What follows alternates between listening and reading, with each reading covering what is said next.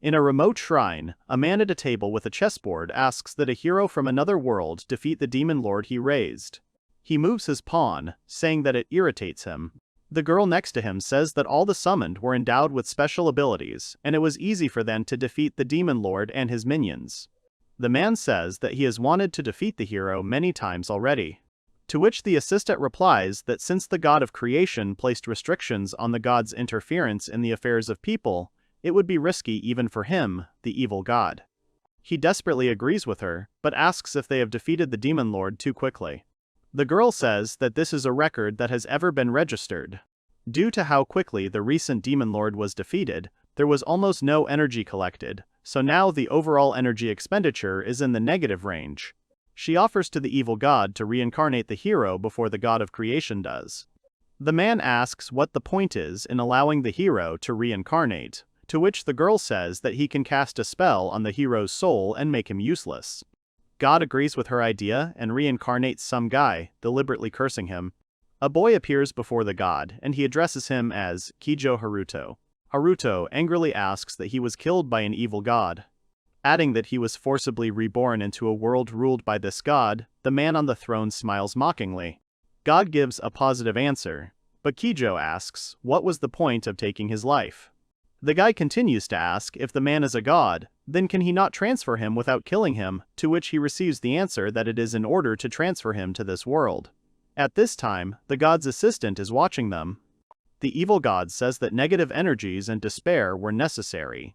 Haruto looks at his hands, shaking, and can't believe that he died, but later he realizes something. He asks if God allows him to be reborn, will he be able to gain some skills?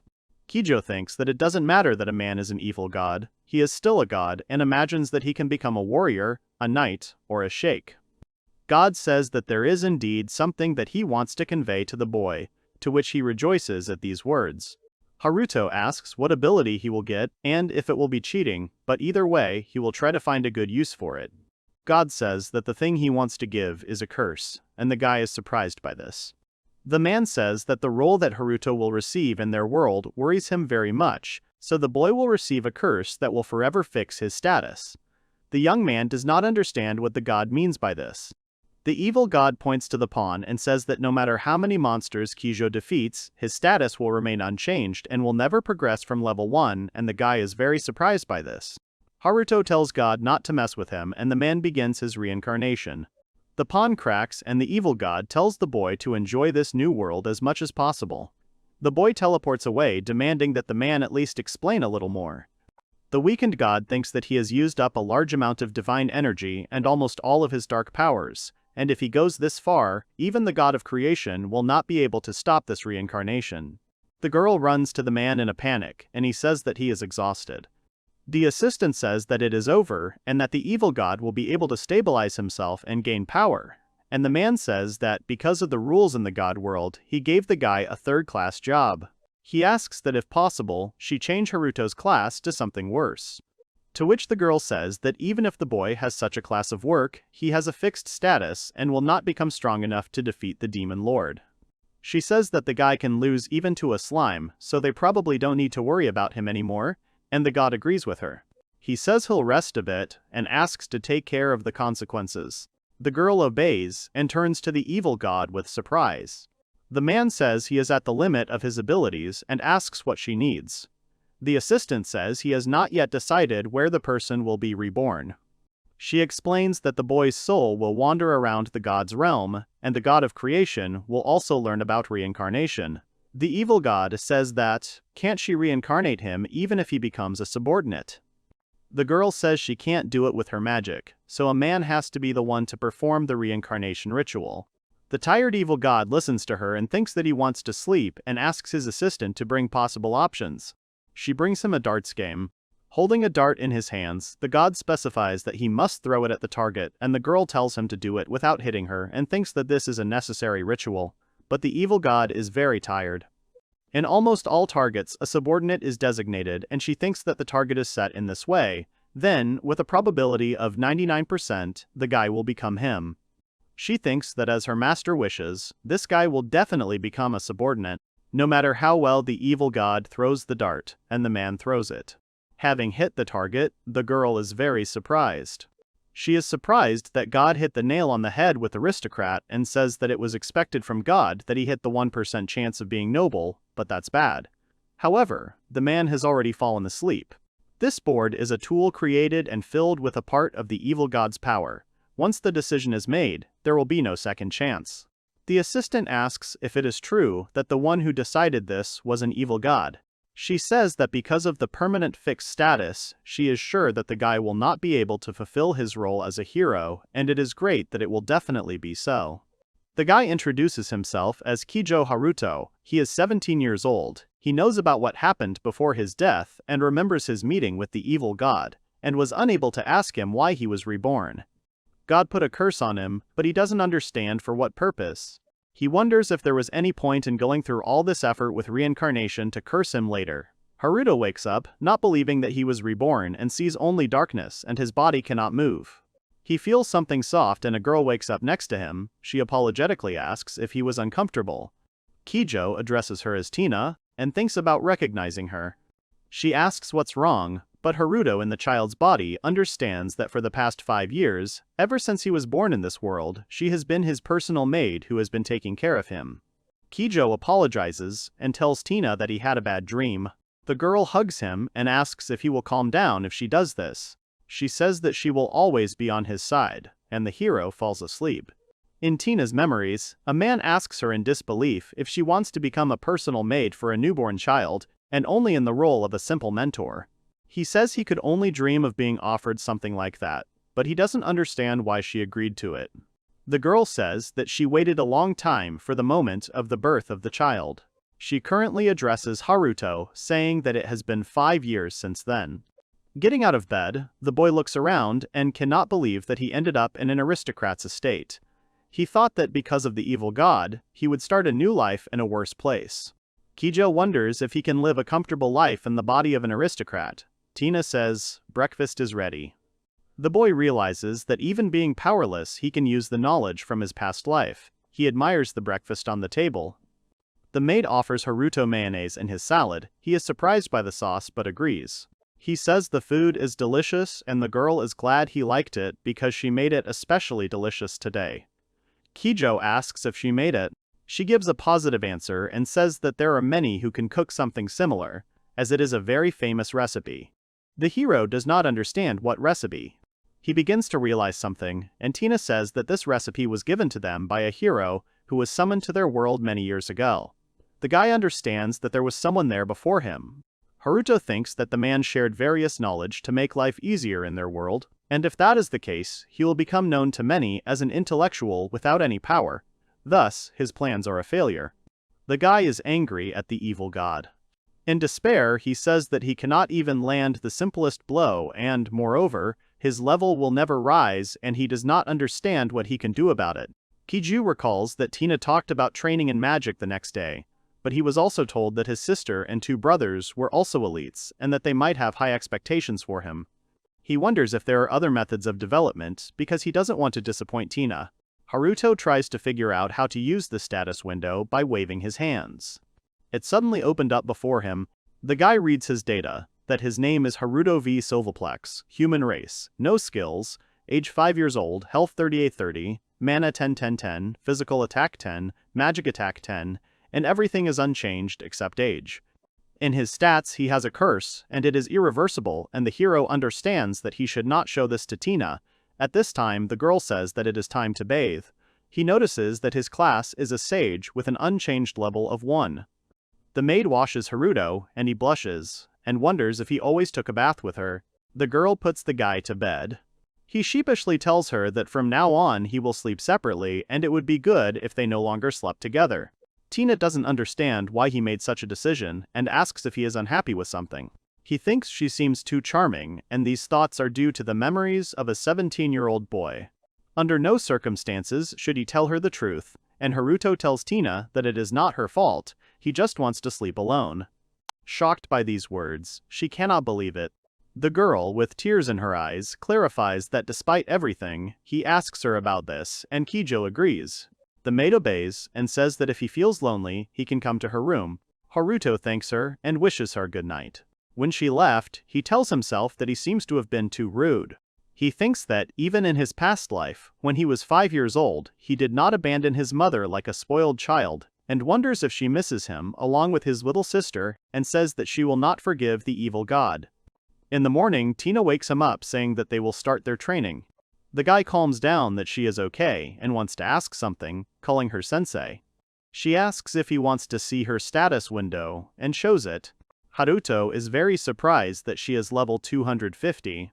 The maid asks him if he thinks she is not suitable to be his teacher, to which he replies in the negative. Kijo says that she is strong, and Tina tells him that it is because she is his personal guard. She asks if the hero is ready for training. The guy wonders in his thoughts why she became his personal maid and will try to ask about it next time. Tina, demonstrating the technique, says that they will start with the lowest class of fire magic. She aims straight at the fence while casting a fire spear spell, and Haruto is surprised by this. He asks if this is really low-class magic. Against the backdrop of devastation, Tina says that she just wanted to show him a good example, to which the hero replies that everything is fine, he's just a little in shock. Kijo says that he noticed that she has a high level and is quite skilled, and asks why she is not an ordinary maid. The girl, embarrassed, says that this is true, and that a generation ago, her great-grandfather was a hero. She adds that due to the hero's pedigree, leveling up is quite easy, and asks if the boy is satisfied with the answer. Haruto gives a positive answer, and thinks that it doesn't matter now. The maid says that it's his turn now. She explains to him that he should try to feel his mana, and he will see what happens. The hero is surprised by the new feelings, and asks what kind of strange sensation is coming from the tips of his fingers. Tina praises him and says that these sensations are mana and that he is already beginning to manipulate his mana. Haruto says it's because of her magic circle, to which she replies that it only helps him a little. Extending his hand, he asks if he needs to coat his palm with mana, and Tina agrees. The guy wonders if it will be suspicious if everything works out the first time. He tries to start a fire, but only gets a small flame. Haruto looks at his hand and says that he tried his best to form the fire, but at that moment, the maid interrupts him, saying that he was able to do it on the first try. She praises him, calling him very talented. Holding the hero's hand, Tina says that if he is already skilled in this, she allows him to try attack magic, and asks him to accumulate mana in his hands like last time. He happily obeys her, but later in his thoughts, he realizes that everything is fine now, but the curse is still in effect. The girl explains that he should imagine his right hand pouring mana into the palm of his left hand, while Haruto stands in front of the target crystal. She adds that the clearer the image, the easier it is, and the guy tries to imagine the image. However, he can't, and decides to simply repeat Tina's shouted fire spear spell. The hero is surprised that this magic even resembles a flame in shape. The girl is surprised that I am casting a spell on the guy. Haruto hits the target, and the maid says that he made a fire spear on his first try, and it was so perfect, and asks if he feels tired, and the guy says that he doesn't at all. She says that many people release all their mana the first time, even if it only takes 2. The boy replies that he can still shoot them, and will he be okay if he continues to do so. Tina agrees, but suggests only firing 3 shots, and Haruto obeys. The guy happily thinks that last night he was a little worried, but now he is happy with the result, and even with first level, he got a good shot. A day later, Tina says that she is going to the city center to buy some things and asks him to ring the bell if he suddenly feels ill. The boy asks what will happen if he calls them, to which the girl replies that she will fly to him as quickly as she can, even if she is far away, and gives him the bell. Haruto thinks that even though he shot 4 times last time, he is not tired and wants to know how many more times he can shoot. He says that he will only stop when he gets tired and start shooting the fire spear many times. The boy fired just over 30 times. He finds it strange that he doesn't feel like he's running out of mana. The hero checks his status at the same moment.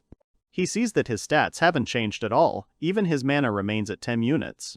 Haruto believes that by activating the fire spear 30 times in a row, he must have expended a huge amount of mana. The guy notices that she hasn't shrunk at all, and wonders if he can activate the fire spear with the status window open, and realizes that he can. He shoots 3 more times, but his mana status does not decrease.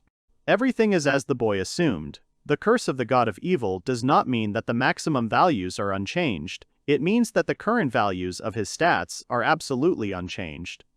Kijo understands that when he uses magic, his mana does not run out, so he thinks that he will become the strongest if he uses it correctly. The guy ponders what he can do with this curse and says that he will be able to use several magic spells at the same time and will be able to somehow increase the power of his magic. His stomach rumbles, and he says that even if his stats don't change, it doesn't mean he won't starve, and wonders if Tina is still busy. He rings the bell, asking if she will come back if he rings it. The girl immediately flies to him, asking if he is safe and if he is hurt, which greatly surprises the hero. Haruto thinks that she literally flew in, and Tina asks why he rang the bell. He says he's just hungry. The maid guiltily says that it is almost noon and apologizes for being late. She adds that she will immediately start preparing dinner, and the boy, smiling at her, thinks that he should apologize. Haruto muses that although he wants to meet the god of evil once more, he also wants to make Tina proud of him, and so he must become several times stronger. A rabbit with a horn runs towards the hero, and the maid shouts Haruto's name. He wants to make the shot as thin and sharp as possible and hopes that the animal doesn't get hit too hard. Tina casts an ice wall, which stops the rabbit, and the guy thanks her. She asks Kijo to be careful. Even if the animal is weak, it is still a monster. The guy shoots a fire spear and defeats him. The girl praises Haruto for doing it all with one shot, to which he says that it was thanks to her magic that the monster had no choice but to run at him. She says that even so, the guy handled the situation calmly. The hero, looking at the defeated animal, trembles in fear and cannot believe that it had recently been energetically fussing. He tries to tell Tina about this, and she runs to him. The girl hugs Haruto. She tells him that this rabbit is weak, but its meat very often attracts many predators, because it is very tasty. Tina explains that the boy lives in such a world that frequent hunting for them helps ensure safety, and gives an example that his family of aristocrats takes over the management of this territory. She suggests cherishing this one short life. Haruto asks if they are going to split the rabbit and asks the maid to teach him how to do it properly. The girl agrees, calling the boy a man with a strong will. They made a lot of food out of the rabbit. Tina, looking at the boy, thinks that he has so many doubts and that she has been the same for a very long time. Kijo eats it and starts crying, saying that it is very tasty, and the maid thanks him for the praise. She continues to think that Haruto will definitely become a great magician because he values life without hiding it.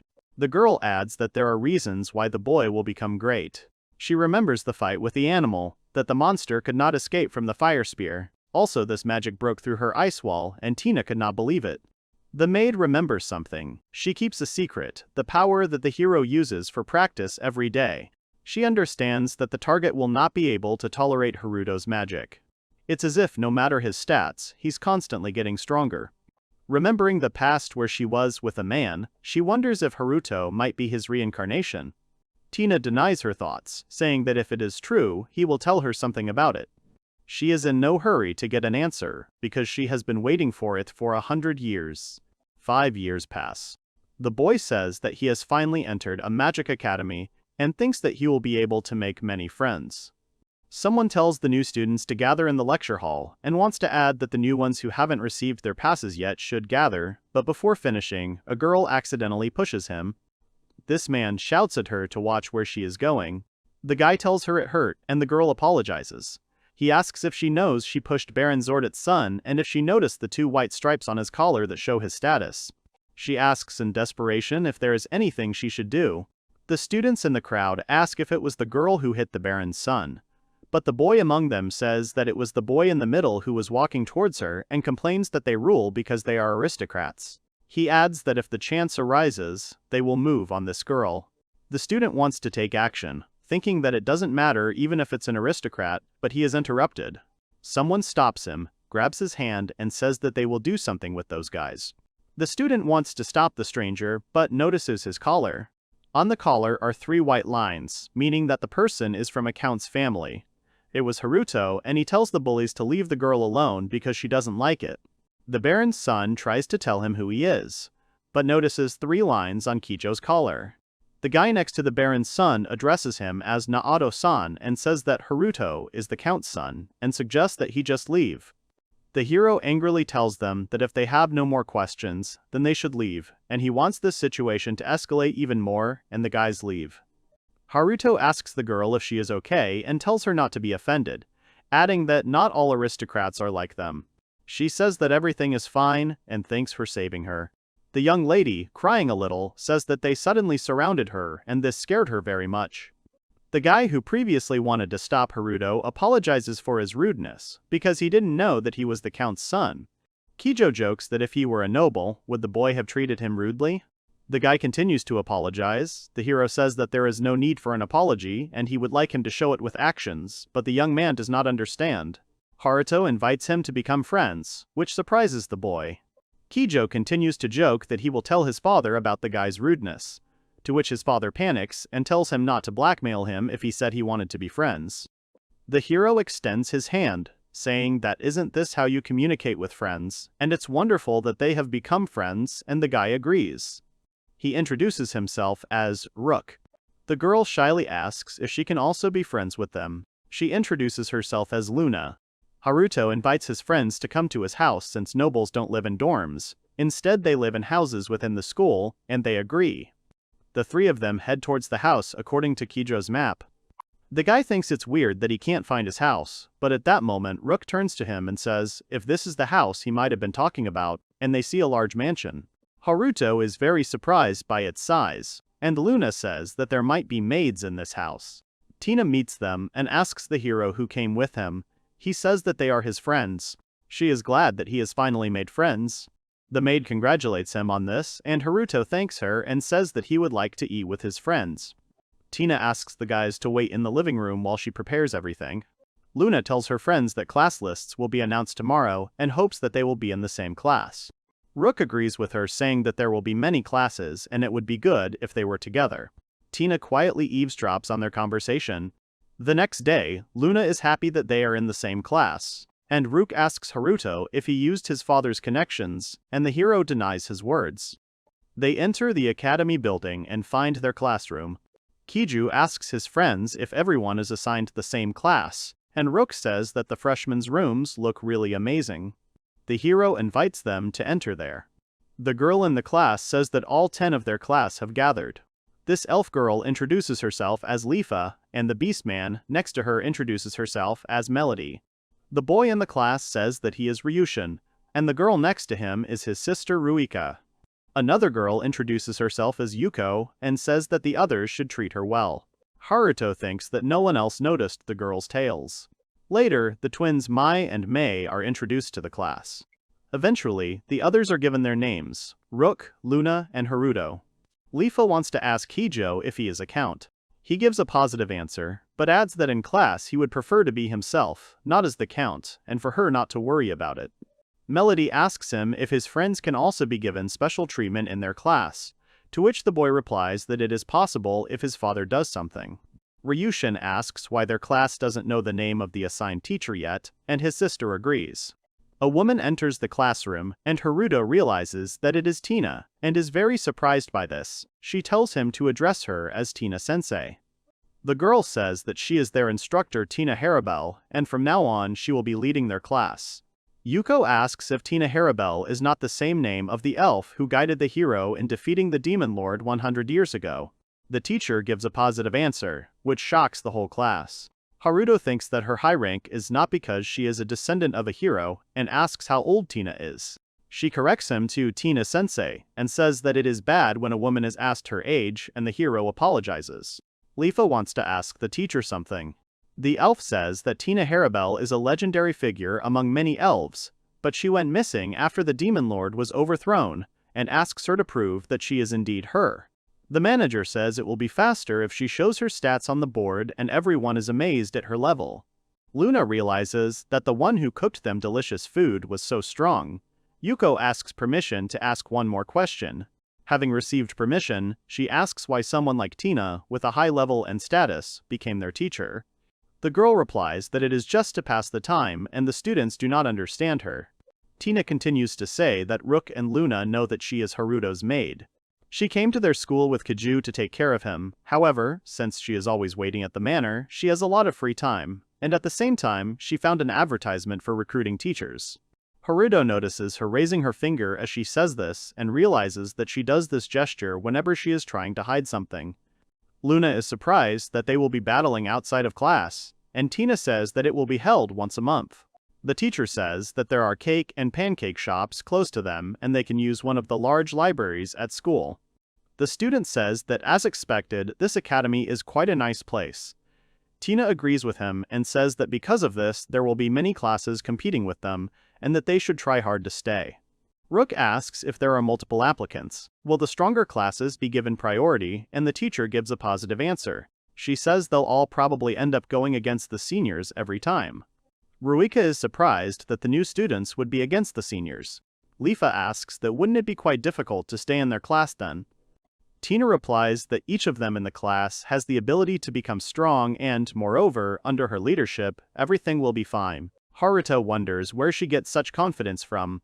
The teacher suggests to learn each other's magic and has already prepared a target and asks to show the full power of their magic. The hero realizes that this is exactly the same target as in his childhood. Ryushin asks if it's okay if he uses his full strength, and Tina agrees. She says they will compete in strength, and knowing each other's limits is the first step to becoming more understanding comrades. Lifa first proposes her candidacy. Tina asks her to show her best move. The elf casts a bow and arrow and concentrates. She fires an arrow with the wind arrow spell and pierces the target. Haruto is surprised that she did it with only wind magic, since it is difficult to break even one piece off Tina's target. The teacher praises Lifa. The twins come out next. The students see that they are casting a spell together, and that their magic is unique. Mai and Mei release a harmonious beam. Tina says that the fusion of magic from opposite attributes is so amazing, and Rook understands why the sisters are in sync. Next to be called is Ryushin. He invokes dragon transformation magic, and his hand becomes large, covered in scales and claws. The boys are surprised by this, and the teacher says that he is able to change part of his body for use in battle. He casts the spell, Dragon Slash, and destroys the target. Tina says that Ryushin is a warrior mage from the dragon race. Leaf says that she also wanted to break the target like that, and Rook tells her that this is because all the damage accumulated after the destruction. Ruika shows Tina that there is no target, to which she suggests using her imagination. The girl listens to her and casts a spell of dragon transformation. She uses resurrection magic on the target. Luna is surprised that Ruika can restore the target using resurrection magic. Tina asks if it was Miko's dragon restoration magic, and the student realizes that the teacher knew about it. The leader says that the girl's resurrection magic is capable of returning the item to its original state as long as it has magical power. Haruto thinks that humans and magical creatures retain life force in their bodies for about a day after death, and resurrection magic only works for an hour, but only if death occurred no more than a day ago. He understands why Tina is so sure that everyone is very strong, and he is sure that the other four are too. The hero realizes that he is one of these people and does not understand that he is still not level 1 because of the curse of the evil god. He realizes with annoyance that he hasn't yet told Tina that he is still level 1 due to the curse of the evil god. The teacher asks who will go next. Melody volunteers and Luna offers to help her with magic. The guys are surprised by their girlfriend because she uses improvements that include increasing the limit of magical power, enchantment, increasing physical strength, strengthening attack, increasing speed. Melody doesn't understand what's going on, but thanks her classmate anyway. She says this is the first time she has used so much, and the power is overwhelming her body. Melody uses the spell, Hikuken, Flying Air Fist. She breaks the target into small pieces. The students notice this, and Ryushin says that he is lost. Melody says that there are too many improvements. Tina says that Luna and Melody are the perfect couple. Meanwhile, Yuko disappears somewhere. The teacher says that they saw the magic of 8 people and asks which of the remaining ones will follow. Haruto notices something. He feels something strange and doesn't want to use cheats unless he needs something. The hero wants to volunteer next, but Rook interrupts him with his own candidacy. He tells Haruto that he learned magic from Tina, and thinking that he is strong, his friend will let him brag in the end. Kijo, with his level 1, can't believe Rook's words. The guy stands in front of the target and casts a hope spell on this destructive thunderhammer. Many signs appear around him. Ruika understands what kind of magic it is, and Rook continues to say that his grace is the power of this agreement. Listen to him and unleash the paths of his power. The boy releases the ult magic, that is, lightning, which surprises his classmates. The target was completely destroyed and even cracks remained on the ground. Lifa asks Tina if the hand's magic was higher magic, and receives a positive answer. The teacher explains that his name is Rook, Veli Frus. He is the grandson of President Ruano, who is the head and sage of the Epholus School of Magic. Like the president, he is one of the few who possess such magic. She calls Haruto next, and he is unsure about using his magic after Rook. Tina tells him to show his best 30%. The hero is surprised by her words, and she says that only 30% will be enough to keep the training ground from breaking. Ryushin asks Rook if Haruto's magic is really that bad, to which he replies that even the highest magic was fine, but Tina stops her friend, thinking that he is stronger than that. Kijo sees that Tina gave him a weakened target, and that she knows he can only do low-level magic, and is worried that he is the weakest. He imagines how to destroy a prepared weak target so that the class thinks that they can do better, and Haruto only has 30% of his strength and is surprised by this.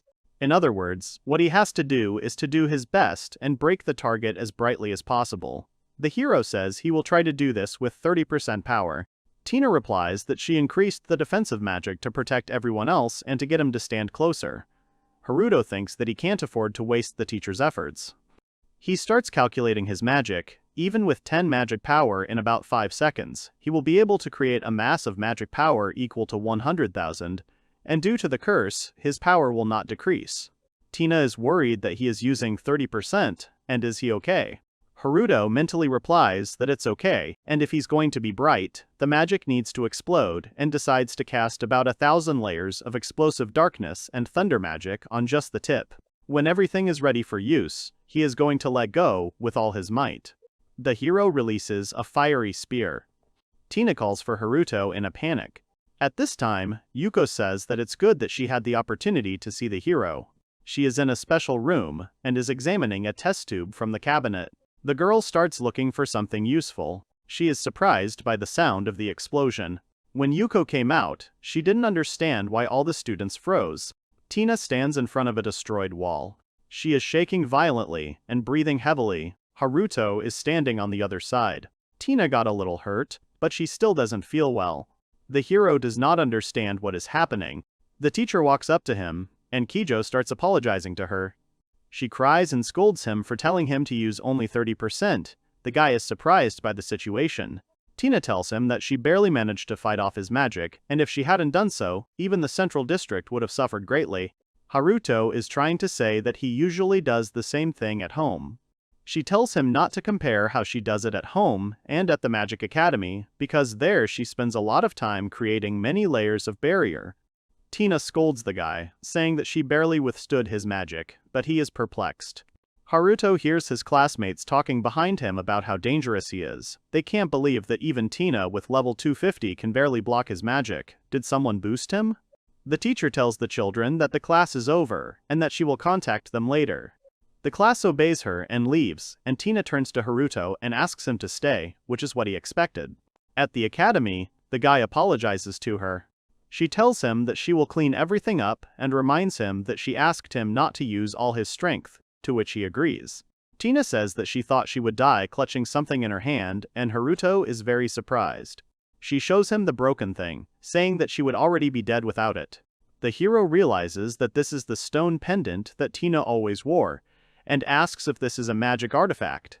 She replies that this is true, and if her life is in danger, this protection is activated, but only once, and begins to cry. The girl says that she received this magical artifact from a person dear to her.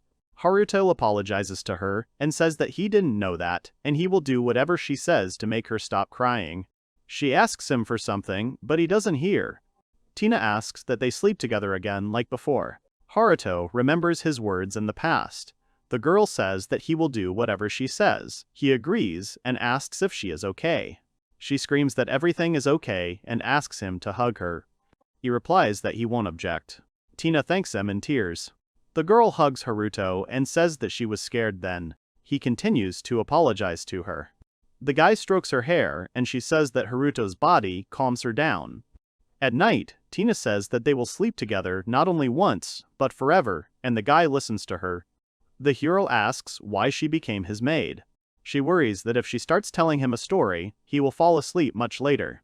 Haruto replies that everything is fine and wants to hear her story. The hero thinks that she could work for the country. Even if his father has wealth and power, it would still not be enough to hire her, and it seems she has declined invitations from the country. In the period without heroes from another world, even the county could not do as they pleased with someone who had power equal to a hero. Tina says that a long time ago, she was with the heroes who came from another world to defeat the Demon King. However, among the heroes, there was a man she adored. That man was not important in the group. However, whenever he heard about monsters destroying villages and towns, he would always rush straight there. She says that only he gave them the courage to stand up to the horde of monsters. He didn't defeat the Demon King, but he was a true hero to her and she often spent time with him. Flashbacks appear as Tina stands in front of the hero crying, asking if he understands her. Haruto doesn't understand what it was, and at the same time as the maid's story, in which she fell in love with that man, her voice is heard so that the hero would receive medical assistance. The girl says that according to the rules, after defeating the Demon King, the heroes go to their world and did not think that they could be interested in people from her world. However, that man responded to her wishes. The maid says their relationship never went that far. The guy thinks that she had no experience in such matters and feels sorry for her, although he is a little glad about it. The girl says that those wonderful times came to an end when that man's comrades defeated the Demon King. Haruto asks if those heroes didn't realize if they could stay in this world, to which he receives a positive answer. Tina says that the man tried his best to stay with her, but he couldn't do anything. The guy explains that she is the granddaughter of the previous hero, and he also left his family and returned to his world. Haruto realizes that what he destroyed earlier was part of the magical protective stone given to Tina by the hero. One day, she felt that a person with magic similar to that person was born in her world. The maid tells the guy that she believes that he is his reincarnation, which surprises him. She adds that she wouldn't be wrong about his magical power, or that's what she thought. Haruto tries to say that it's not him. However, the girl says that he is a reincarnated person, but this hero and the guy understands that she knew everything. Tina says that, sometimes, she wonders if it is him. However, she watches him train every day and traces of the hero showing himself began to intersect with him and always watched Haruto. The girl hoped that he was the reincarnation of that man. Tina hugs Kijo and says that however, the current her misses him. Haruto asks if she is okay with him and gets a positive response from her. The hero says that he will become even stronger than that man to protect her and this world, and asks if she will be with him from now on. Tina, crying a little, says that of course she will always be with him. Haruto reflects that he has decided on his goal, and that is to become stronger. Even more powerful than the hero who defeated the Demon King and as the one Tina loved, strong enough to protect her and the entire world. In the morning, the maid wakes the hero up and calls him to breakfast. The girl asks if she can do something, and touches the hero's face. She kisses the guy, to which he responds in kind. He thinks he can't level up because of the curse, but there are many things he can do. Tina says she is inexperienced but wants him to take care of her from now on, calling Haruto her hero. The boy thinks that he will gain power and be recognized by the world as a sage. He will strive to become the strongest level 1 sage and become a hero. In the morning, they are met at the academy and Haruto remembers the destruction and thinks that he felt a little uneasy in the morning, which is why he came there first. He asks if the training ground he destroyed is still under repair, to which he is told that the repairs were completed last night by workers. The guy is surprised that it happened so quickly, and Tina says that several very skilled gnomes were prepared for them.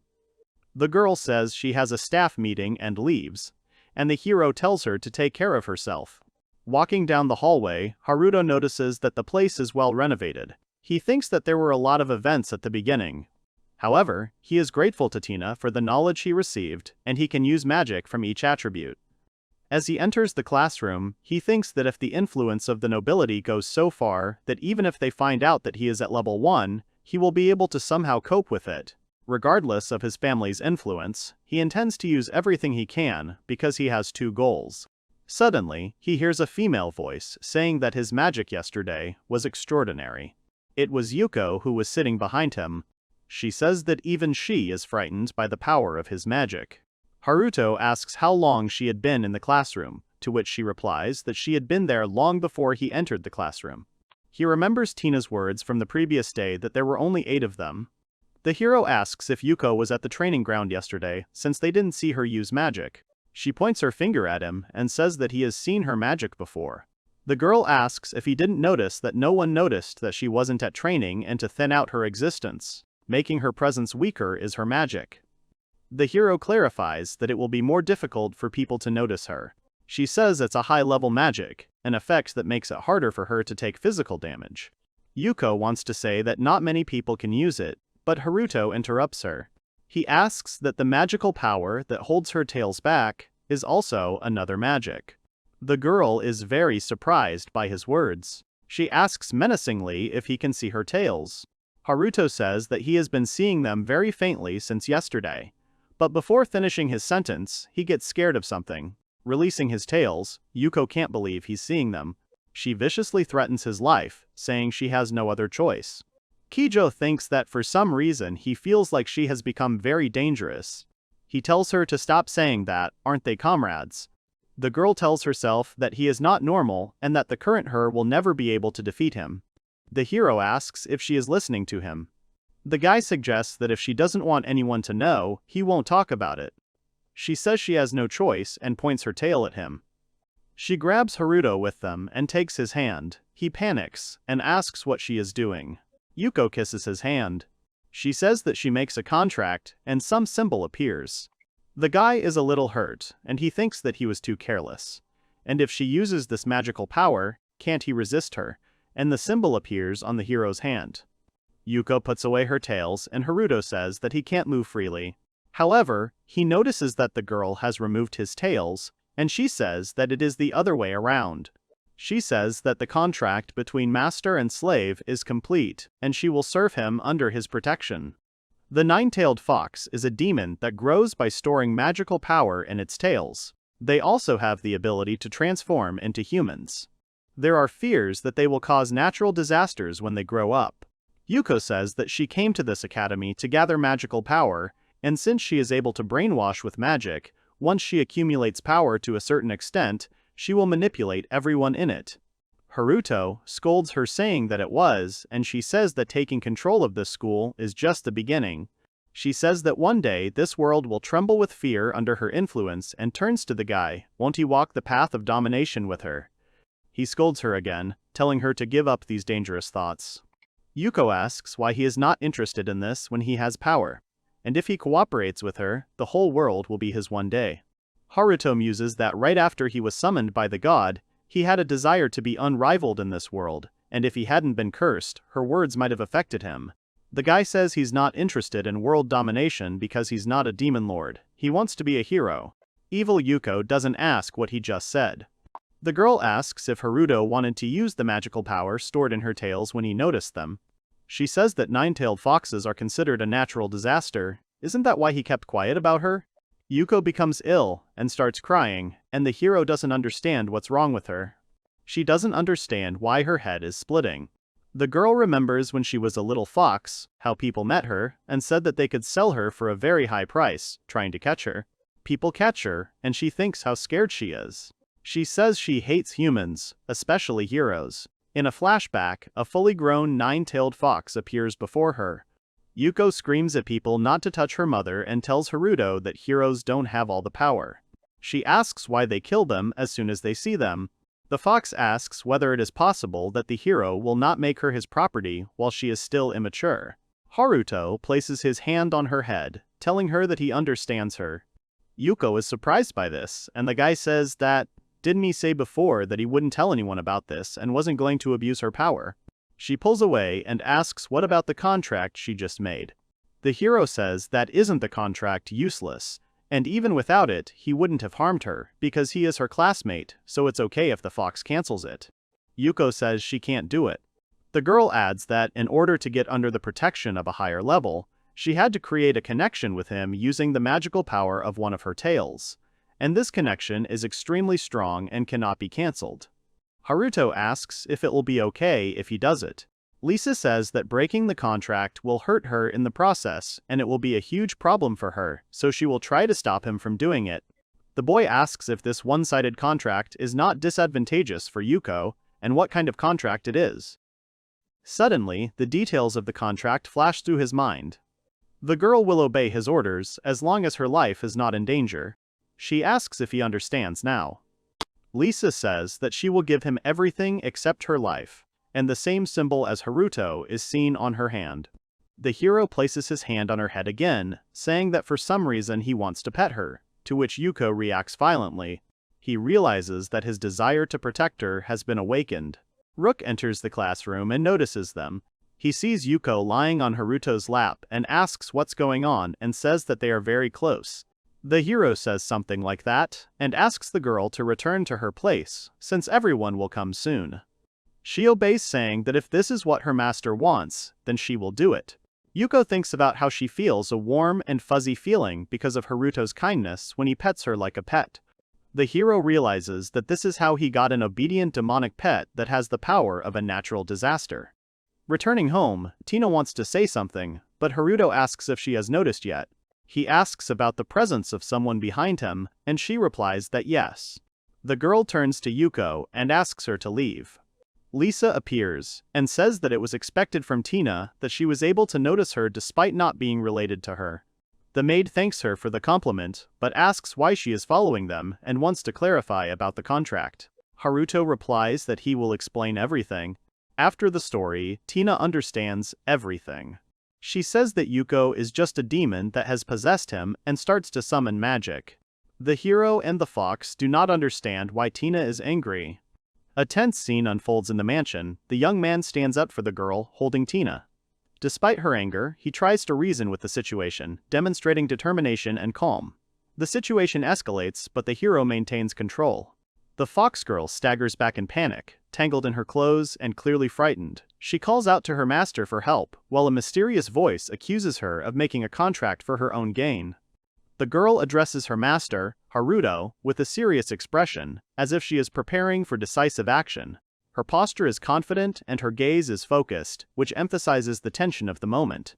The gentleman anxiously intervenes, blocking the path between Tina and the fox. He firmly orders Tina to calm down, trying to defuse the situation. In the background, the fox watches the scene with fear and uncertainty.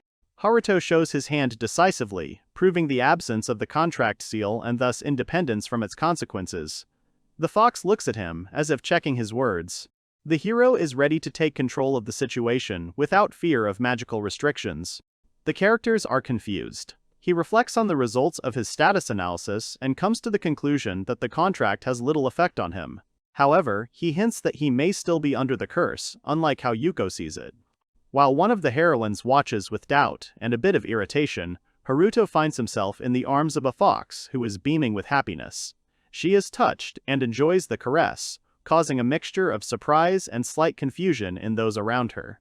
The gentleman, with a serious expression, orders Yuko to stand up and spin around, showing determination.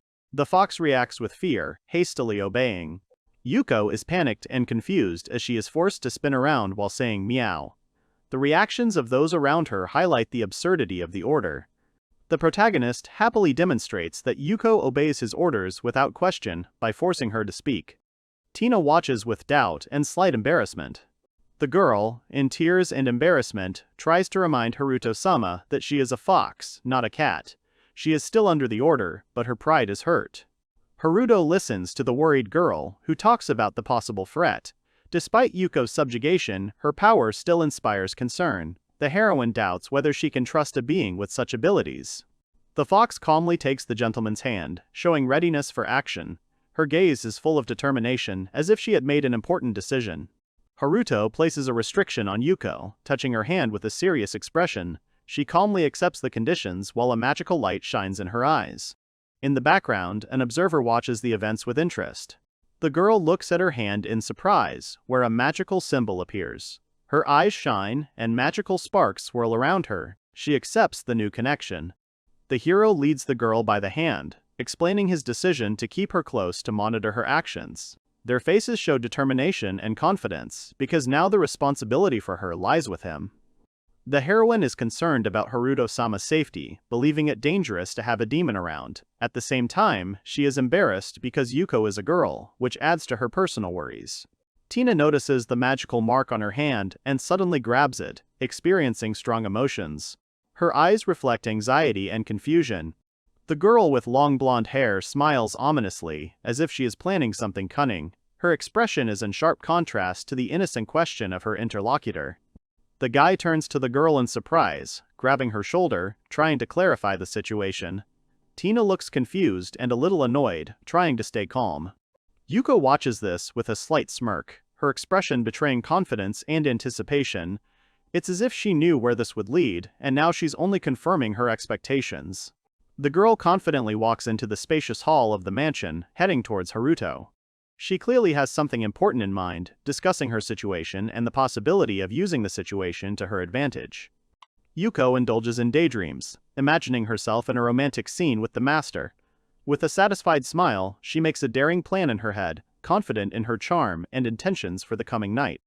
Tina enters the room and sees Haruto and his girlfriend, a fox, lying on the bed. She is indignant and asks why she is in bed. Yuko answers that this is the safest place for her. A girl in a nightgown, boldly hugging a pillow. Her unexpected visit takes the guy and his companion by surprise, adding tension to an already delicate situation. With anger blazing on her face, the girl accuses the other of unacceptable behavior, reminding her that she is, in fact, his mentor. With a blush on her cheeks and anger in her voice, the girl furiously protests, demanding an explanation as to why she is forbidden to sleep with Haruto-sama, considering the opponent's arguments to be untenable. The guy, confused but pleased, invites Tina to join the other girls in bed. The atmosphere shifts from conflict to comical confusion in the spirit of a romantic harem comedy. Everyone gets ready for bed together, despite the awkwardness. Haruto finds himself between two girls, both of whom are clinging to him from different sides. He looks stunned and confused. The gentleman happily invites Yuko to join them, surrounded by hearts and glow, creating a romantic atmosphere. Meanwhile, the other girl, watching this, reflects thoughtfully and slightly offendedly on her charm. The girl looks sad and a little depressed. She lowers her head and wipes her eye, saying that she will go and make breakfast. Her mood is clearly spoiled. The guy is sleeping peacefully in bed, and next to him, cuddled up, is a fluffy fox with several tails, sweetly dozing. The scene looks cozy and touching. Tina looks at the sleeping Haruto and Yuko with a soft smile while standing by the bed and says that she can't be angry about this. One of the girls smells a pleasant aroma and asks what's going on. The other, standing at the stove, calmly replies that she's making breakfast. On the table is an appetizing dish, thick slices of toast, neatly laid out on a tray. One of the characters, looking at the food, says with admiration, "It looks delicious." Yuko tastes the food and enjoys the taste, expressing pleasure. She asks if she can try it too. The scene conveys the cozy and warm atmosphere of a shared breakfast. A fox with full cheeks enjoys a delicious meal, beaming with happiness and delight. Her facial expression conveys a storm of emotions. The food turned out to be simply divine. The girl stares at the plate of food with a serious, focused look. The maid smiles and says that she has prepared Haruto-sama's favorite dish. She looks confident and proud of her work. Yuko says with delight and sparkling eyes that it was the first time in her life that she had eaten something so delicious. Her face expresses complete enjoyment. Tina looks thoughtfully at first, and then with a slight smile and calmness, says that it is quite easy to prepare. The fox girl excitedly asks if she can cook it too, and enthusiastically asks to be taught. The heroine asks with a kind smile if she can ask for help around the house, since now the interlocutor will be under the care of Haruto-sama. Tina, a top-level maid, teaches Yuko the basics of housekeeping. Yuko is scared of her mistakes, like leaving an eggshell in a bowl. Despite this, the training continues in a warm and cheerful atmosphere. The girl is trying her best to make an omelette, but at the same time she is forced to listen to a lecture from her mentor. She is overwhelmed by the flow of information, from dividing an egg mixture to the properties of copper. She exclaims in a panic that she does not have time for all this. The fox finishes making the omelette and exclaims with pride. The dish is so juicy that the juices flow out when you bite into it. Her culinary success has clearly made an impression. Yuko enjoys the results of her efforts, amazed at how a little amber liquid can change the taste of an egg so much. She serves the dish with a gentle smile, imagining Haruto happily lifting her up in his arms in gratitude. In her mind, there is a happy scene of recognition and praise for her efforts. Tina enjoys her cooking with a smug smile, proud that she can now eat tamagoyaki whenever she wants. Behind her, Yuko worries about her dwindling supply of eggs. During the morning chores, the fox girl asked if the main character had woken up, but Tina, busy with her thoughts, hesitated a little with her answer. The house was gradually coming to life after a quiet night. The protagonist, having finished his morning jog, is focused on practicing magic tricks in the garden. A maid watches him from the side, sharing her observations with others. Haruto approaches Tina to teach him firebending. He is determined and looks at her with a serious expression, waiting for her answer. The girls discuss the main character's daily training, marveling at his discipline. It turns out that he began training hard from his earliest childhood, when he was 5 years old. The young hero, inspired by the power of the mansion's protective barrier, is excited about the possibility of combining different types of magic. His burning desire to learn shows his determination to master more complex techniques. The heroine thanks Haruto-sama, but his words hide his exhaustion. Every night he is forced to recreate protective magic, which slowly drains his strength. Tina finally realizes the true reason for her loyalty to Haruto-sama, seeing her as more than just a patron, but the source of her strength. She reflects on her patron's qualities, noting his incredible work ethic and dedication. These words conceal a mixture of respect and a hidden hope that their efforts will not be in vain. The character rethinks his attitude towards someone, discovering new qualities that evoke genuine sympathy in him. This recognition testifies to the inner growth of the hero, who has learned to see depth where previously he only noticed superficiality. Yuko offers the results of her labor with joyful excitement, emphasizing her diligence and hoping for recognition. This scene reveals the touching relationship of subordination and care between the hero and his patron. Tina, refusing to provide lodging without payment, reveals her business acumen. The sudden mention of Yuko causes confusion, hinting at a hidden connection between the characters. Haruto, clearly excited, struggles to find the words to express his delight at something delicious. His halting speech conveys a genuine emotional reaction bordering on childish joy. The hero rejoices and says that he is looking forward to the moment when everything will happen. The girl replies that if so, she will share her food with him. Yuko, overwhelmed with joy and determination, clenches her fists, beaming with a smile. At that moment, she feels a deep connection and warmth. Her family has grown by one loved one. A few days after the events, the teacher announces important news. The upcoming class battle will take place in 3 days. Upon hearing that their opponents will be senior students, the heroes are surprised and tense. Some first-year students begin to doubt their abilities before the upcoming battle. Despite their nervousness, one of them confidently declares that everything will be fine. During class, the teacher announces the details of the upcoming tournament between the courses. Despite the difference in experience, she encourages the students, assuring them that their strength is sufficient for individual duels with their elders. The teacher confidently tells the students that they are superior to their future opponents. She prepares to name the 5 participants who will represent them in the upcoming battle between the courses. The 2 teams line up facing each other, with the freshmen on one side, full of determination and fighting spirit, and the experienced seniors on the other, radiating confidence and strength. The tension of the upcoming competition is palpable in the air. One of the students, noticing the opposing team, is amazed by their appearance and aura. Her eyes are wide open in surprise, and her face shows excitement and slight anxiety. The upperclassmen taunt the freshmen, threatening them and accusing them of using their connections. The situation heats up before the battle. The 7th-year cadets who fought Lunoshan at the ceremony may return to seek revenge. The question arises, where is their strength? The seniors were first surprised, then confused. They clearly did not expect such a turn of events. The character is stunned. He suddenly realized that the strength of his opponents is limitless. The 2 boys are surprised and outraged by the behavior of the senior students, not believing that they are actually higher-year students. The hero tries to confirm that magical power can only be noticed under special conditions, when it is used by another party or if the observer is a sage himself. The heroine, Luna, found out that their opponents are the same guys they had problems with before. She is shocked, and her friends notice her paleness and anxiety.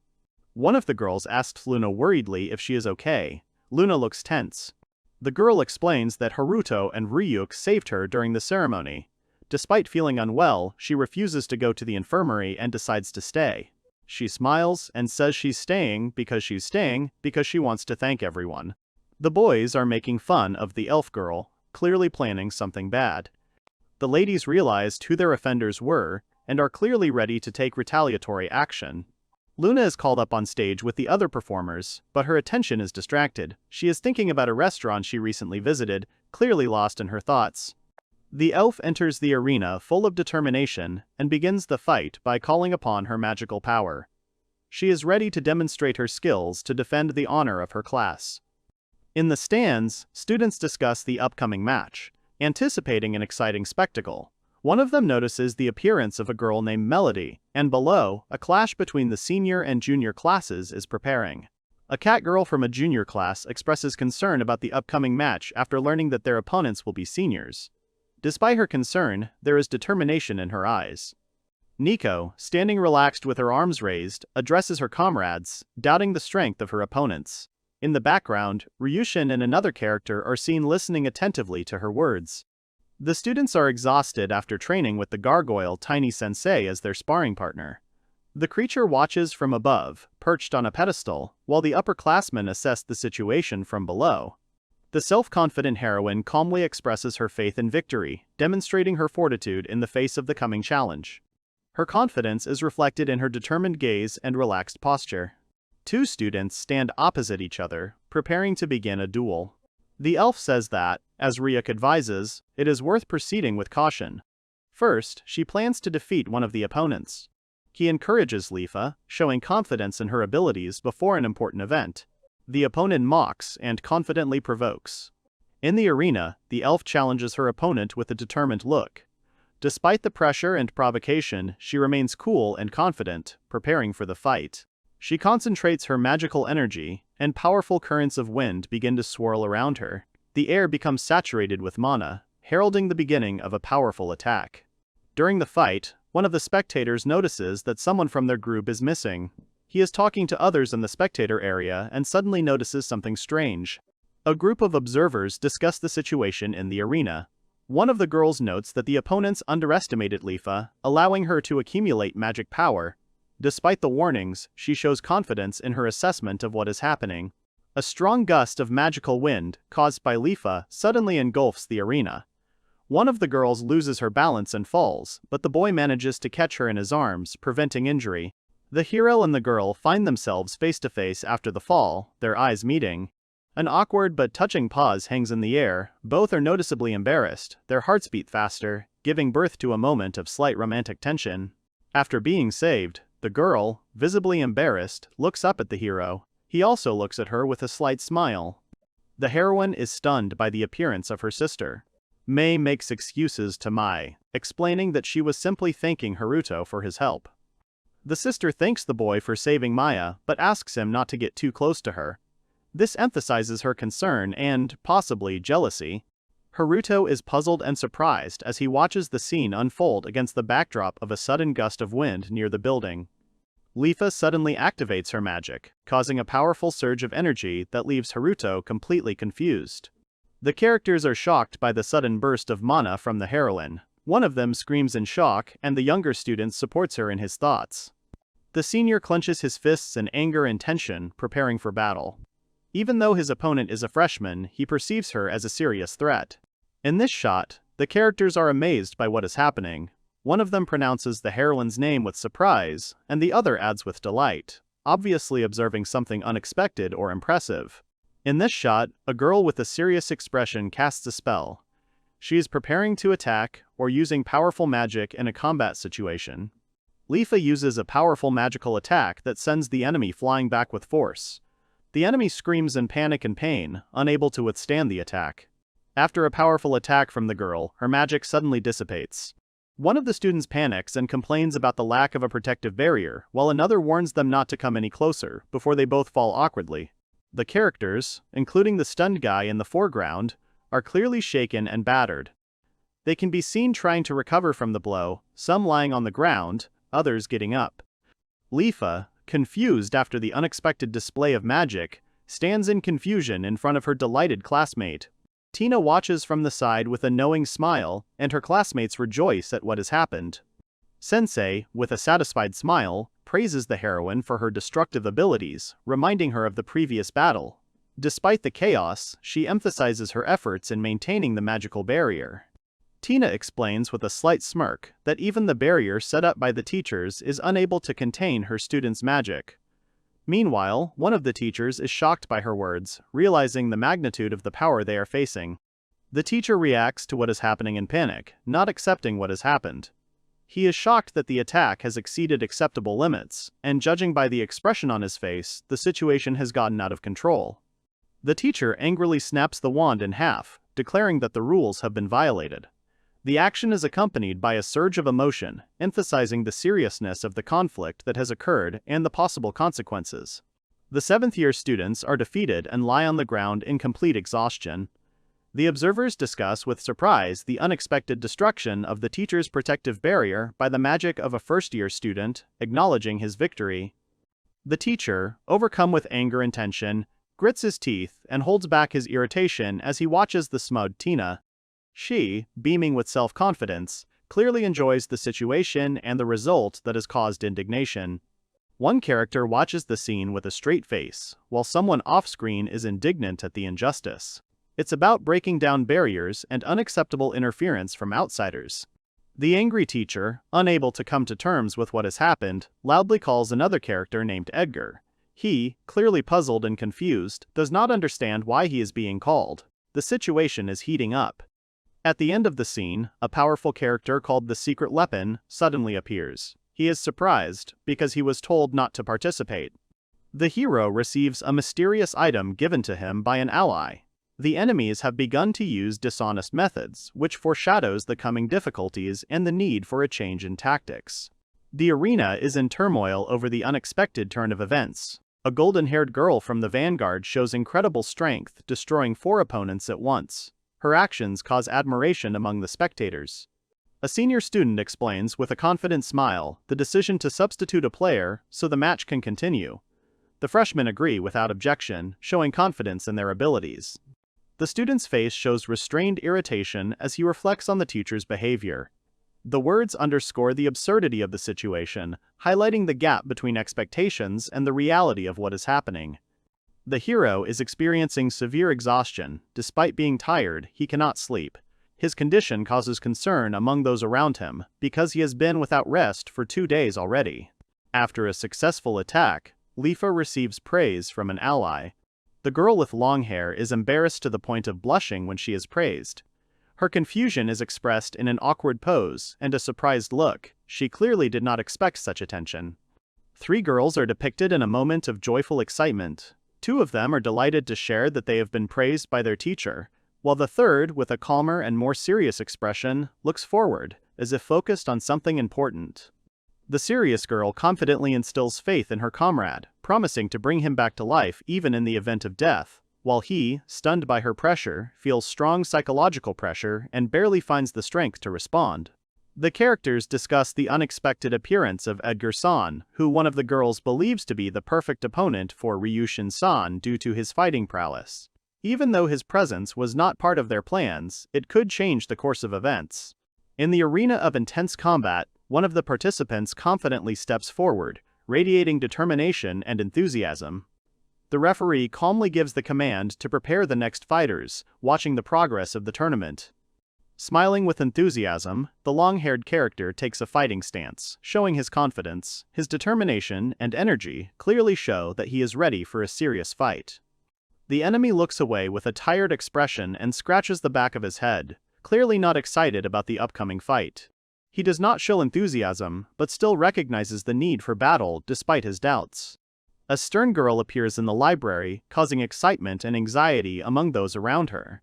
One of the students, clutching books to his chest, hurries to remind about the deadline and unsolved problems, while another student remains calm and focused. An elf with a noble appearance and a confident smile appears as the chairman of the student council. Taking responsibility with ease, he inspires confidence in those around him that everything is under control. The character with a serious look acknowledges the strength of his only rival, whom he considers unrivaled. Meanwhile, the one he mentions reacts with surprise to such an admission. In the arena, one of the participants begins the fight by activating his dragon transformation. His body becomes covered in scales, and he enthusiastically displays his strength, eager to impress the entire class.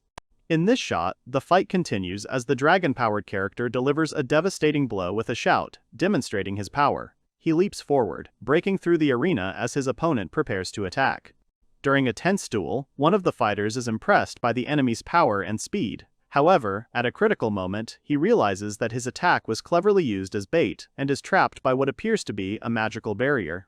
An enemy with mysterious magic finds a vulnerability after the hero's dragon power is activated. Taking advantage of the moment, he attacks from an unexpected direction. At the decisive moment of the battle, the enemy strikes with a swift blow, hitting the hero in the back. The force of the attack was so sudden that he does not even have time to understand what happened and loses control of the situation.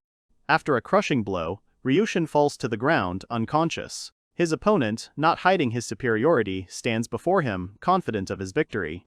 The judge declares the winner, and his comrades rush anxiously to the fallen hero. After the battle is over, one of the participants decisively takes the initiative, indicating the need for immediate assistance. The girl anxiously demands to be escorted to the medical room to use recovery magic. The girl looks forward with sadness and confidence, correcting what she said earlier. Her gaze shows determination and defense of her comrade's honor. She denies the accusations, claiming that Ryushin was not negligent. With a gentle smile, she expresses respect for the opponent her comrade fought against. Next to her stands a tired guy, not hiding his sleepiness, but at the same time recognizing the strength of his opponent. The characters discuss Edgar-kun, noting his outstanding abilities. One character says that he is an outstanding student even by this school's standards, and also holds a position as an officer on the student council. Another character agrees, confirming Haruto-kun's words. Melody, her fist clenched in concentration near her face, analyzes the potential enemy's abilities. She is alarmed by the decoy magic used, despite the fact that she only caught a fleeting flash of his speed. The girls are surprised by Melody's words. One of them is amazed that she was able to notice the enemy's movements. Luna and the other student begin to discuss the possible consequences of this discovery. Tina announces the next participant with a smile, her gaze fixed on Luna. The girl, taken aback, asks in surprise if it is really her. Melody, determined, steps into the arena, preparing for the fight. Her focused gaze and tense stance indicate full combat readiness, while in her mind she is assessing the possible speed advantage over her opponent. The students discuss the possibility of using support magic during battle, asking questions about the rules. Luna, concentrating on activating the spell, muses on how dangerous her power could be if she interfered with every fight. The girl watches with a serious expression, internally acknowledging Edgar's strength. Her gaze is full of determination and respect, emphasizing how impressed she is with his abilities. During a tense battle, one of the girls activates support magic, enhancing her ally's fighting abilities. The increased energy suddenly engulfs her friend, causing her to suddenly burst out in power and react violently. A young man in a school uniform, who seems tired of the situation. He reluctantly gets involved in the situation, complaining about his tiredness and expressing a desire to just sleep. At the same time, other characters discuss him as a rare user of talisman magic. In the second battle of the students' tournament, new tensions flare up. One of the girls, determined, prepares to use magic, while her ally, excited, vows to avenge her fallen comrade. In the midst of the battle, one of the participants is surprised to notice the use of support magic, which causes a reaction not only from the opponents but also from the spectators.